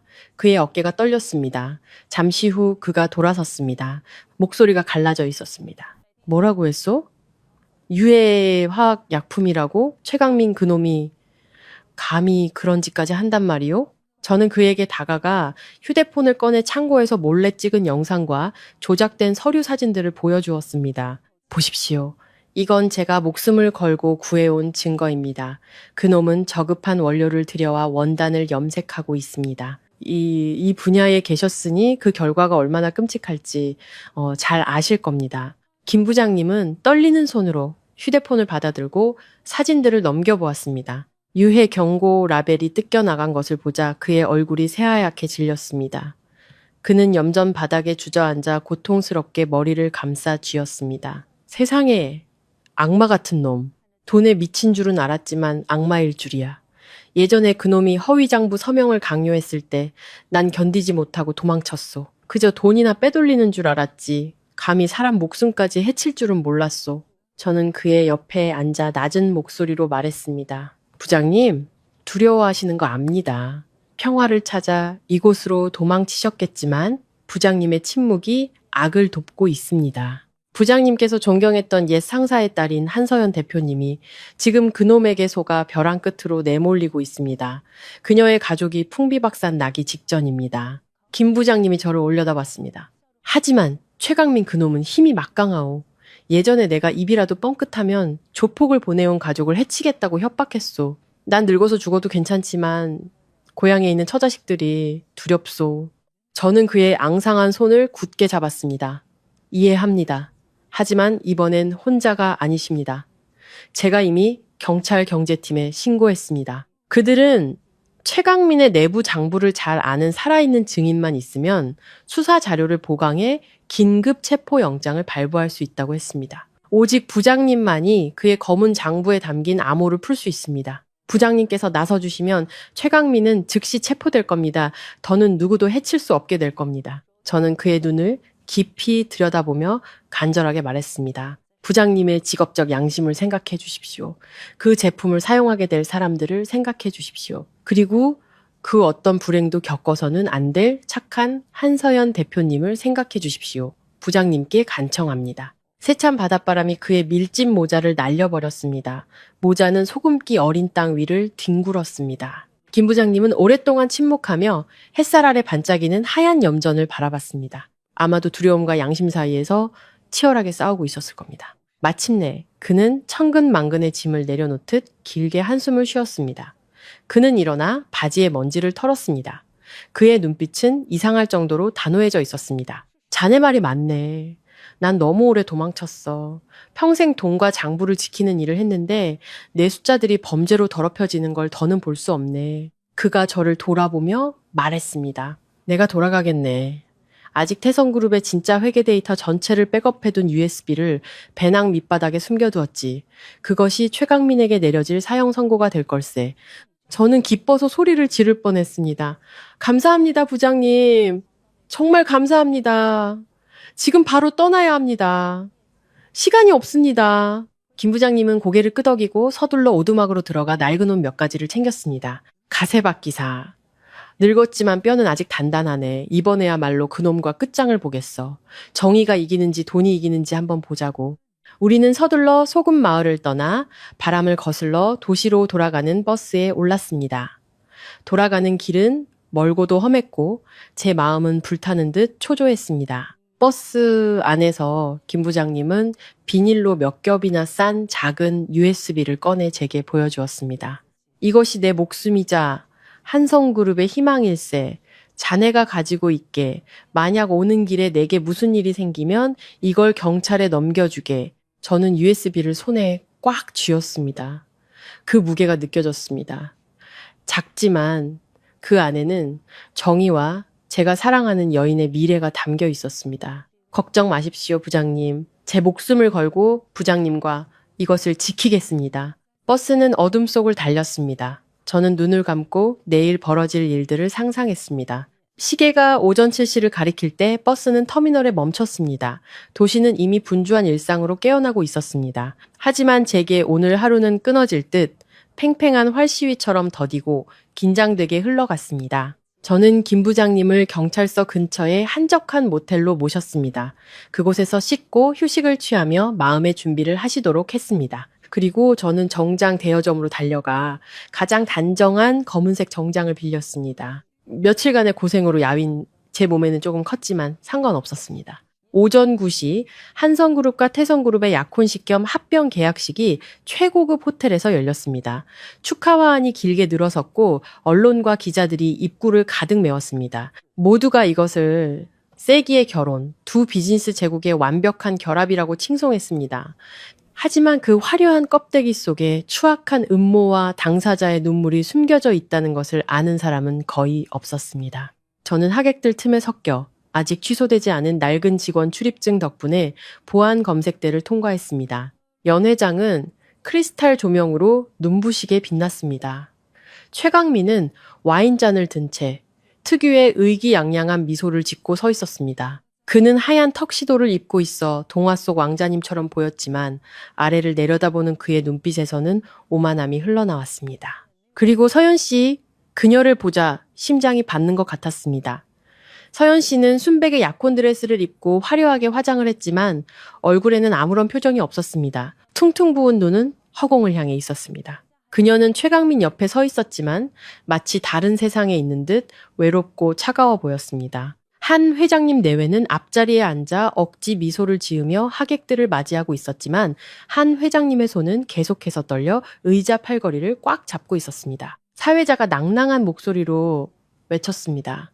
그리고 이제 모든 분들의 시선을 무대 위로 모시겠습니다. 최강민 상무님과 한서연 대표님께서 합병 계약서에 서명하시고 약혼 반지를 교환하며 공식적으로 하나가 되는 역사적인 순간을 함께 지켜봐 주시기 바랍니다. 우레와 같은 박수 소리가 터져 나왔습니다. 최강민이 서연 씨에게 몸을 기울여 귓속말을 했습니다. 입가에는 미소가 걸려 있었지만 저는 그것이 협박의 말임을 짐작할 수 있었습니다. 서연 씨의 몸이 움찔했습니다. 그녀는 펜을 들었지만 손이 너무 떨려 쥐고 있기도 힘들어 보였습니다. 최강민이 그녀의 손을 잡았습니다. 서명해. 그리고 웃어. 온 세상이 우리를 보고 있잖아. 서연 씨가 눈을 감았습니다. 눈물 한 방울이 뺨을 타고 흘러 계약서 위로 떨어졌습니다. 그녀는 깊게 숨을 들이마시고 자신의 인생과 아버지의 업적에 종지부를 찍을 준비를 했습니다. 멈춰. 저의 외침이 장엄한 공간과 감미로운 음악을 찢고 울려 퍼졌습니다. 연회장은 쥐 죽은 듯 조용해졌고 모든 시선이 정문으로 쏠렸습니다. 저는 당당하고 단호하게 안으로 걸어 들어갔습니다. 경호원들이 저를 막으려 했지만 제 불타는 기세에 잠시 주춤했습니다. 지훈 씨, 서연 씨가 제 이름을 불렀습니다. 그녀의 손에서 펜이 떨어졌고 눈은 믿을 수 없다라는 듯 커져 있었습니다. 최강민이 저를 보며 눈을 가늘게 떴습니다. 그의 입가에서 미소가 사라지고 극심한 분노가 그 자리를 대신했습니다. 이 근본도 없는 놈이 여기서 무슨 행패야? 경비 뭐해? 저놈 당장 끌어내. 저는 멈추지 않고 곧장 무대 위로 올라가 멍하니 서 있는 사회자의 손에서 마이크를 빼앗았습니다. 저는 최강민의 얼굴을 똑바로 쳐다본 뒤 수백 명의 하객과 저를 향한 카메라 렌즈를 향해 돌아섰습니다. 여러분, 이 예식은 계속될 수 없습니다. 이 합병 계약은 사실 거대한 함정이며 지금 신부 옆에 서 있는 저 남자는 위험한 사기꾼이기 때문입니다. 연회장이 술렁이기 시작했습니다. 웅성거리는 소리가 벌집을 쑤신 듯 커졌습니다. 한 회장님이 벌떡 일어섰습니다. 최강민이 제 마이크를 빼앗으려 달려들며 으르렁거렸습니다. 입 닥쳐. 허위사실 유포로 고소하겠어. 저는 몸을 옆으로 피하며 더 큰 소리로 외쳤습니다. 허위사실이 아닙니다. 바로 지금 이 순간에도 수십 톤의 위험한 공업용 화학약품이 당신의 태성그룹을 통해 유럽산 친환경 원료라는 이름으로 한성그룹 공장으로 운송되고 있습니다. 당신은 당신 아내가 될 사람의 회사를 쓰레기 처리장이자 불법 물품 처리장으로 만들어 사리사욕을 채우려 하고 있습니다. 서연 씨는 그 자리에 얼어붙었습니다. 그녀는 최강민과 저를 번갈아 보았습니다. 지훈 씨, 그게 무슨 말이에요? 유해 화학 약품이라니? 최강민은 이성을 잃고 자신의 경호원들에게 신호를 보냈습니다. 저놈 잡아. 저놈 미쳤어. 당장 끌어내. 서너 명의 거구들이 무대 위로 뛰어 올라왔습니다. 저는 뒤로 물러서며 손에 든 USB와 서류 뭉치를 높이 들어 보였습니다. 제게 증거가 있습니다. 모든 서류, 창고에서 촬영한 영상, 그리고 관련 증인까지 전부 이 안에 있습니다. 그리고 더 중요한 것은 저는 정문을 향해 소리쳤습니다. 김 부장님 들어오시죠? 거대한 문이 다시 한번 열리고 김 부장님이 안으로 들어섰습니다. 그의 모습은 작고 초라했지만 그 걸음은 흔들림이 없었습니다. 그는 수많은 사람들의 놀란 시선을 받으며 무대를 향해 똑바로 걸어왔습니다. 최강민의 얼굴에서 핏기가 완전히 사라졌습니다. 그는 비틀거리며 뒷걸음질 치다 넘어질 뻔했습니다. 그는 자신의 목숨줄을 쥐고 있던 옛 회계팀장을 알아본 것이었습니다. 당신이 왜 여기에? 김 부장님은 단상 위로 올라와 최강민을 똑바로 쳐다보며 강철 같은 목소리로 말했습니다. 자네의 진짜 얼굴을 폭로하러 돌아왔네, 최상무. 내가 죽은 줄 알았나? 하늘이 보고 있네. 자네는 절대 빠져나갈 수 없어. 그제야 정신을 차린 듯 서연 씨가 제게 달려와 손을 굳게 잡았습니다. 지훈 씨, 이게 정말이에요? 저는 그녀를 보며 단호하게 말했습니다. 정말입니다. 두려워하지 마세요. 오늘 저는 당신을 해방시키기 위해 여기 온 겁니다. 최강민은 자신이 벼랑 끝에 몰렸다는 것을 알았습니다. 그는 주위의 의심스러운 눈초리와 모든 것을 기록하고 있는 카메라 렌즈를 보았습니다. 그의 안에 잠재되어 있던 짐승 같은 본성이 깨어났습니다. 그는 갑자기 저를 향해 달려들었습니다. 이 계획 섹스 죽여버리겠어. 연회장 전체의 비명이 울려 퍼졌습니다. 그 절체절명의 순간 온갖 풍파를 겪으며 단련된 제 생존 본능이 깨어났습니다. 저는 물러서지 않고 몸을 왼쪽으로 기울여 아슬아슬하게 공격을 피했습니다. 최강민이 균형을 잃고 앞으로 쏠리는 순간 저는 그의 손목을 강하게 낚아채 뒤로 꺾어 테이블 위로 내리꽂았습니다. 그는 미친 사람처럼 발버둥치며 소리 질렀지만 유흥에 찌든 그의 힘이 노동으로 단련된 제 힘을 당해낼 리 없었습니다. 최강민의 경호원들이 그를 구하려 달려들었지만 정문에서부터 단호한 외침이 울려 퍼졌습니다. 모두 멈춰. 경찰이다.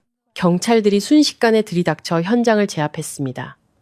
저는 최강민을 테이블에 짓누른 채 그의 귓가에 차가운 목소리로 속삭였습니다. 네가 졌어, 최강민. 돈으로 세상 사람들의 눈은 가릴 수 있었겠지만 하늘의 눈은 가릴 수 없었지. 저는 김 부장님의 USB를 무대 위 거대한 LED 스크린에 연결하라고 신호했습니다.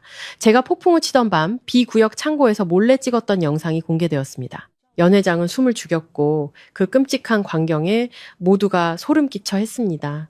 이어서 원본 서류들의 사진이 나타났습니다. 살아있는 숫자들은 최강민의 범죄를 명백하게 증명했습니다. 객석에서는 분노에 찬 웅성거림이 터져나왔습니다. 기자들은 쉴 새 없이 셔터를 눌러댔고 플래시가 번개처럼 최강민을 둘러쌌습니다.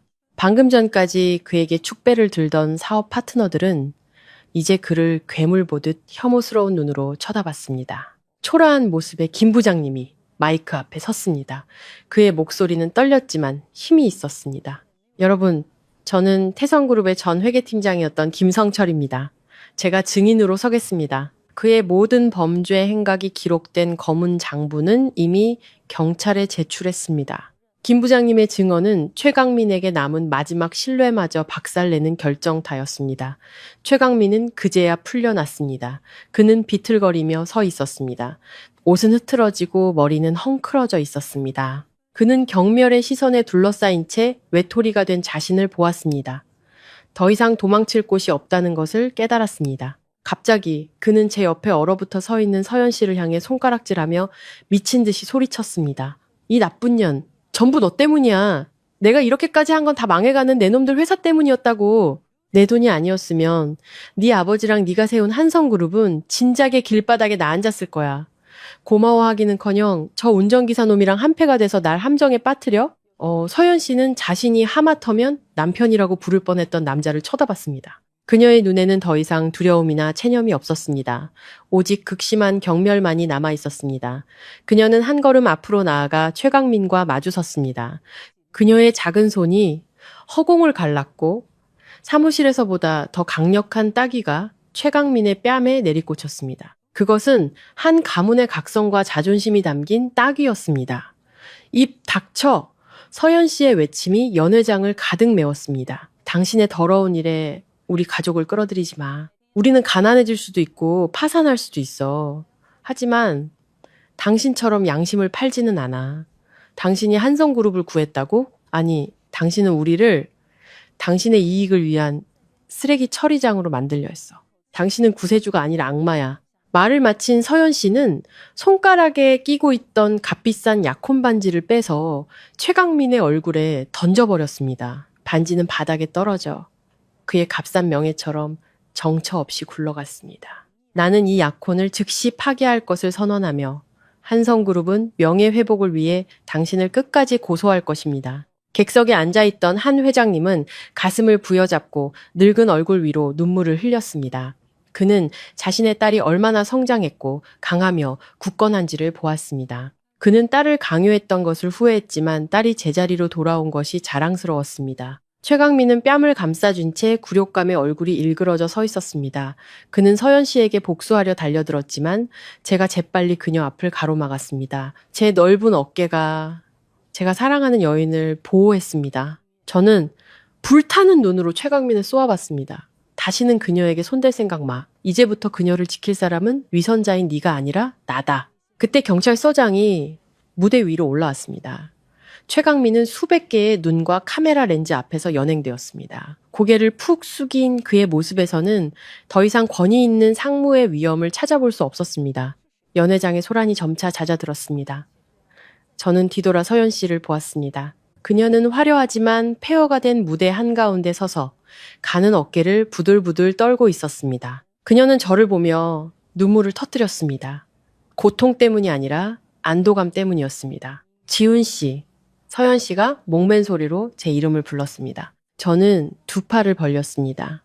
서연 씨가 제 품으로 달려와 엄마를 찾은 아이처럼 서럽게 울었습니다. 저는 그녀를 꼭 껴안고 헝클어진 머리를 쓰다듬으며 속삭였습니다. 다 끝났어요. 폭풍은 지나갔어요. 내가 돌아왔잖아요. 우리는 주위의 모든 것을 잊은 채 무대 조명 아래서 서로를 껴안았습니다. 그 순간 저는 더 이상 가난한 운전기사가 아니었습니다. 저는 그녀의 영웅이었고 그녀가 온 마음을 다해 선택한 가장 든든한 버팀목이었습니다. 경찰차 사이렌 소리가 울려 퍼지며 방금 전까지만 해도 세기의 약혼식이라 칭송받던 행사에 소란스러운 분위기를 갈랐습니다. 최강민은 두 명의 경찰관에게 이끌려 호송차에 올랐습니다. 그는 쉴 새 없이 터지는 카메라 플래시를 피하려 고개를 숙였습니다. 초라하고 비참한 그의 모습은 이곳에 들어설 때의 당당함과는 하늘과 땅 차이였습니다. 동시에 다른 수사팀들도 태성그룹 본사와 각 창고에 들이닥쳐 긴급 압수수색을 진행했습니다. 압수된 서류 상자들과 봉인된 차량들이 언론을 통해 생중계되었습니다. 최강민이 비열한 수단과 잔인함으로 쌓아올린 제국은 단 하루아침에 무너져 내렸습니다. 하늘의 그물은 넓고 성기지만 결코 놓치는 법이 없었습니다. 연회장에서는 최강민이 연행된 후에도 혼란이 계속되었습니다. 주주들과 파트너들이 진상을 파악하기 위해 김 부장님을 둘러쌌고 경찰은 증인 진술을 위해 현장을 보존해달라고 요청했습니다.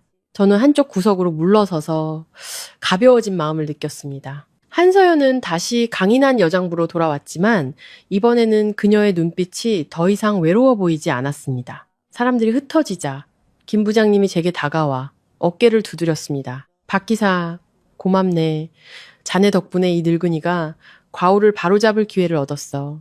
이제 나는 경찰서로 가서 수사에 협조해야 하네. 자네가 남아서 한 대표를 잘 챙겨주게. 저는 그의 손을 굳게 잡으며 목맨 소리로 말했습니다. 부장님, 몸 조심하십시오. 저와 서연 씨는 부장님께 큰 은혜를 입었습니다. 김 부장님은 온화하게 웃으며 경찰관들을 따라 차에 올랐습니다. 이제 연회장 구석에는 서연 씨의 가족과 저만이 남았습니다. 한 회장님은 여전히 가슴을 부여잡은 채 멍하니 앉아 있었고 사모님은 그의 곁에서 등을 쓸어주고 있었습니다. 두 분은 방금 겪은 충격으로 10년은 더 늙어 보였습니다. 서연 씨는 기자들을 배웅하고 돌아와 부모님과 저를 차례로 보았습니다. 그녀는 다가와 제 손을 잡고 부모님 앞으로 저를 이끌었습니다. 저는 조금 망설이며 손을 빼려 했습니다. 어쨌든 저는 운전기사였고 방금 전 그들 가족의 중요한 행사를 망쳐버렸으니까요. 하지만 서연 씨는 단호한 눈빛으로 제 손을 더욱 굳게 잡았습니다. 아빠, 엄마, 서연 씨가 불렀습니다. 한 회장님이 고개를 들었습니다. 충혈된 그의 눈은 더 이상 예전처럼 경멸이나 분노가 아닌 후회와 부끄러움으로 가득 차 있었습니다. 한 회장님이 떨리는 손으로 몸을 일으키려 했습니다. 저는 반사적으로 다가가 그를 부축했습니다. 회장님, 앉아 계십시오. 아직 힘드십니다. 한 회장님이 예전에 주제넘다고 비난했던 제 굳은 살 박인 손을 잡았습니다. 그의 목소리가 떨리고 갈라졌습니다. 박 기사, 그는 말을 잇지 못했습니다. 옆에 서 있던 사모님도 눈물을 흘렸습니다. 지훈 씨, 우리가 잘못했네. 우리가 눈이 멀었어.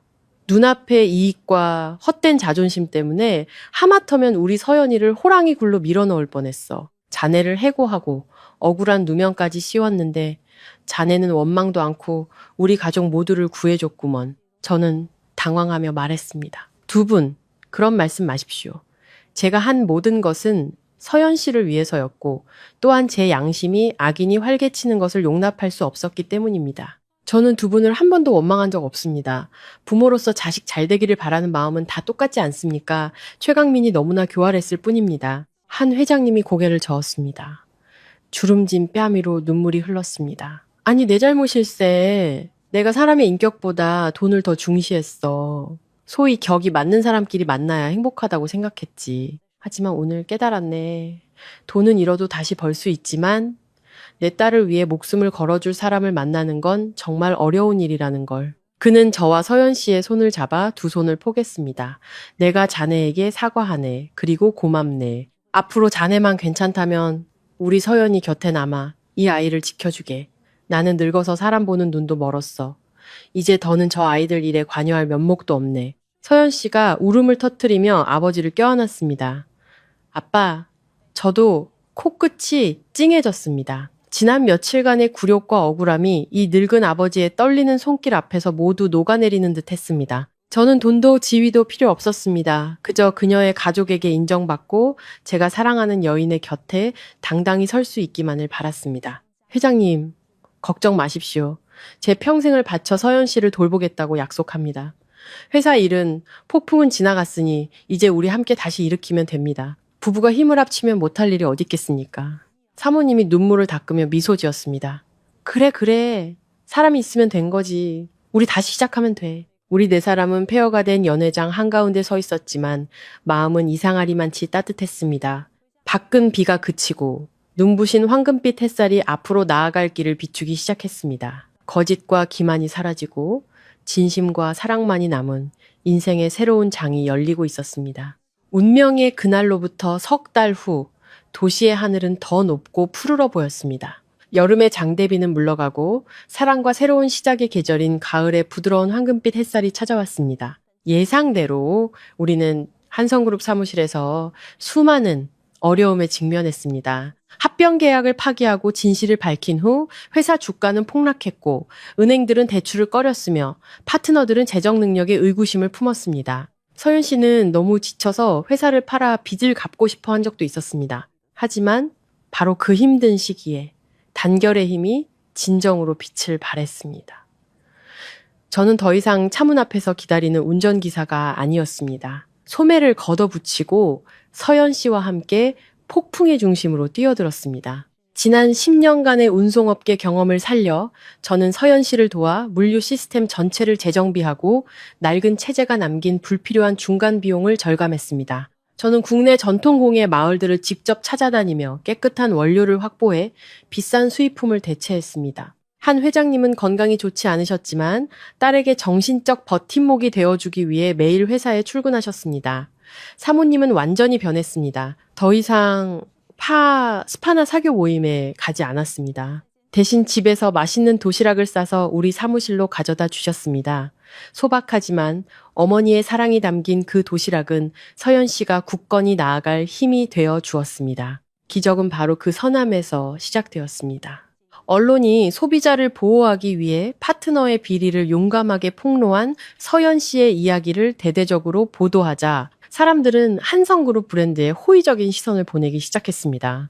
주문이 다시 들어오기 시작했고 새로운 경영진의 경영 윤리를 믿는 진정한 파트너들이 찾아왔습니다. 한성그룹은 더디지만 확실하게 한 걸음 한 걸음 회복해 나갔습니다. 어느 늦가을 오후 제가 막 입고된 화물을 확인하고 있을 때 한 회장님이 저를 회장실로 부르셨습니다. 예전에는 호출 없이는 감히 들어갈 생각도 못했던 그 방이 이제는 이상하게 아늑하게 느껴졌습니다. 한 회장님이 제게 차를 한 잔 따라주며 맞은편 의자를 가리켰습니다.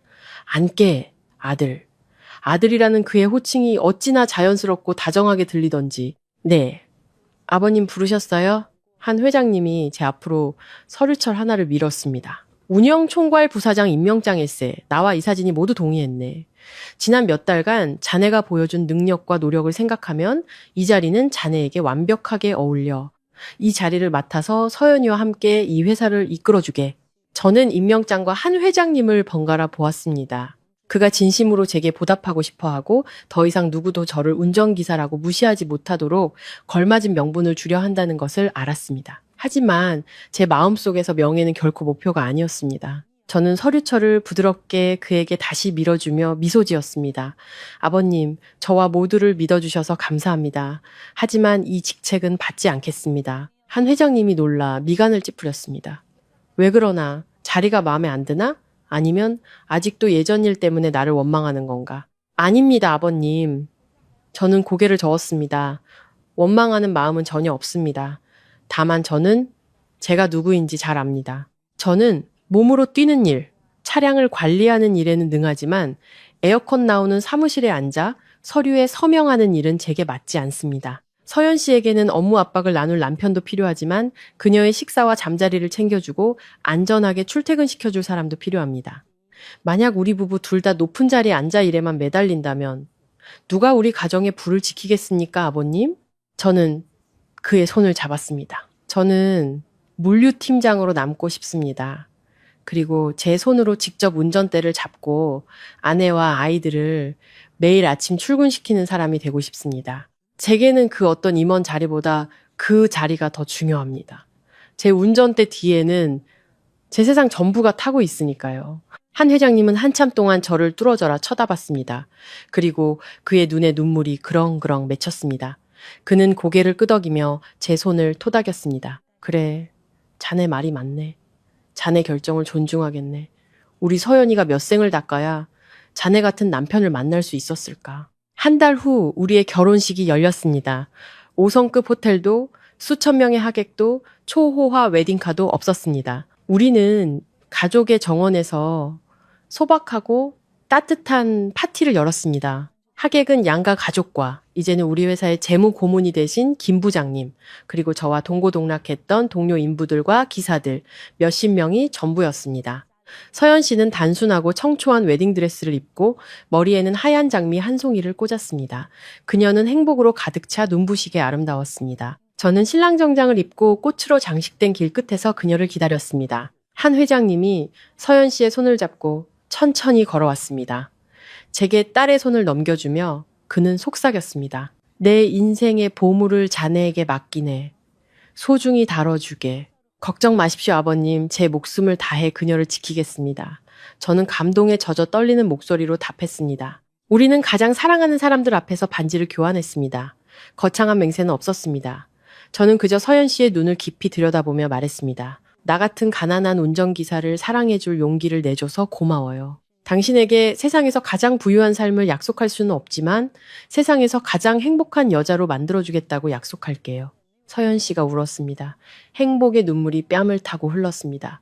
그녀는 까치발을 들고 제 입술에 부드럽게 입을 맞췄습니다. 나도 고마워요. 내 인생에 차를 몰고 와서 나를 데리러 와줘서 나를 온갖 계산으로 가득한 세상에서 구해내 진정한 사랑을 찾게 해줘서 고마워요. 우레와 같은 박수 소리가 터져 나왔습니다. 김 부장님이 축배를 들며 외쳤습니다. 두 사람의 백년해로를 위하여. 시골에서 올라오신 제 어머니는 붉은 한복을 입고 한박 웃음을 지으며 사모님의 손을 꼭 잡았습니다. 한 분은 흙먼지 묻은 농부, 한 분은 재벌가 사모님. 이제 두 분은 오랜 친구처럼 나란히 앉아 정답게 이야기를 나누고 있었습니다. 빈부의 격차는 자식들의 사랑 앞에서 녹아내렸습니다. 결혼 후 우리의 삶은 평범한 일상으로 돌아왔지만 그 어느 때보다 평화롭고 달콤했습니다. 이야기를 들어주셔서 감사합니다. 새롭고 재미있는 이야기로 다시 찾아뵙겠습니다. 저희 채널에 좋아요와 구독을 눌러주시면 더 좋은 이야기를 만드는데 큰 힘이 됩니다. 마음 정거장이었습니다. 다음에 또 만나요.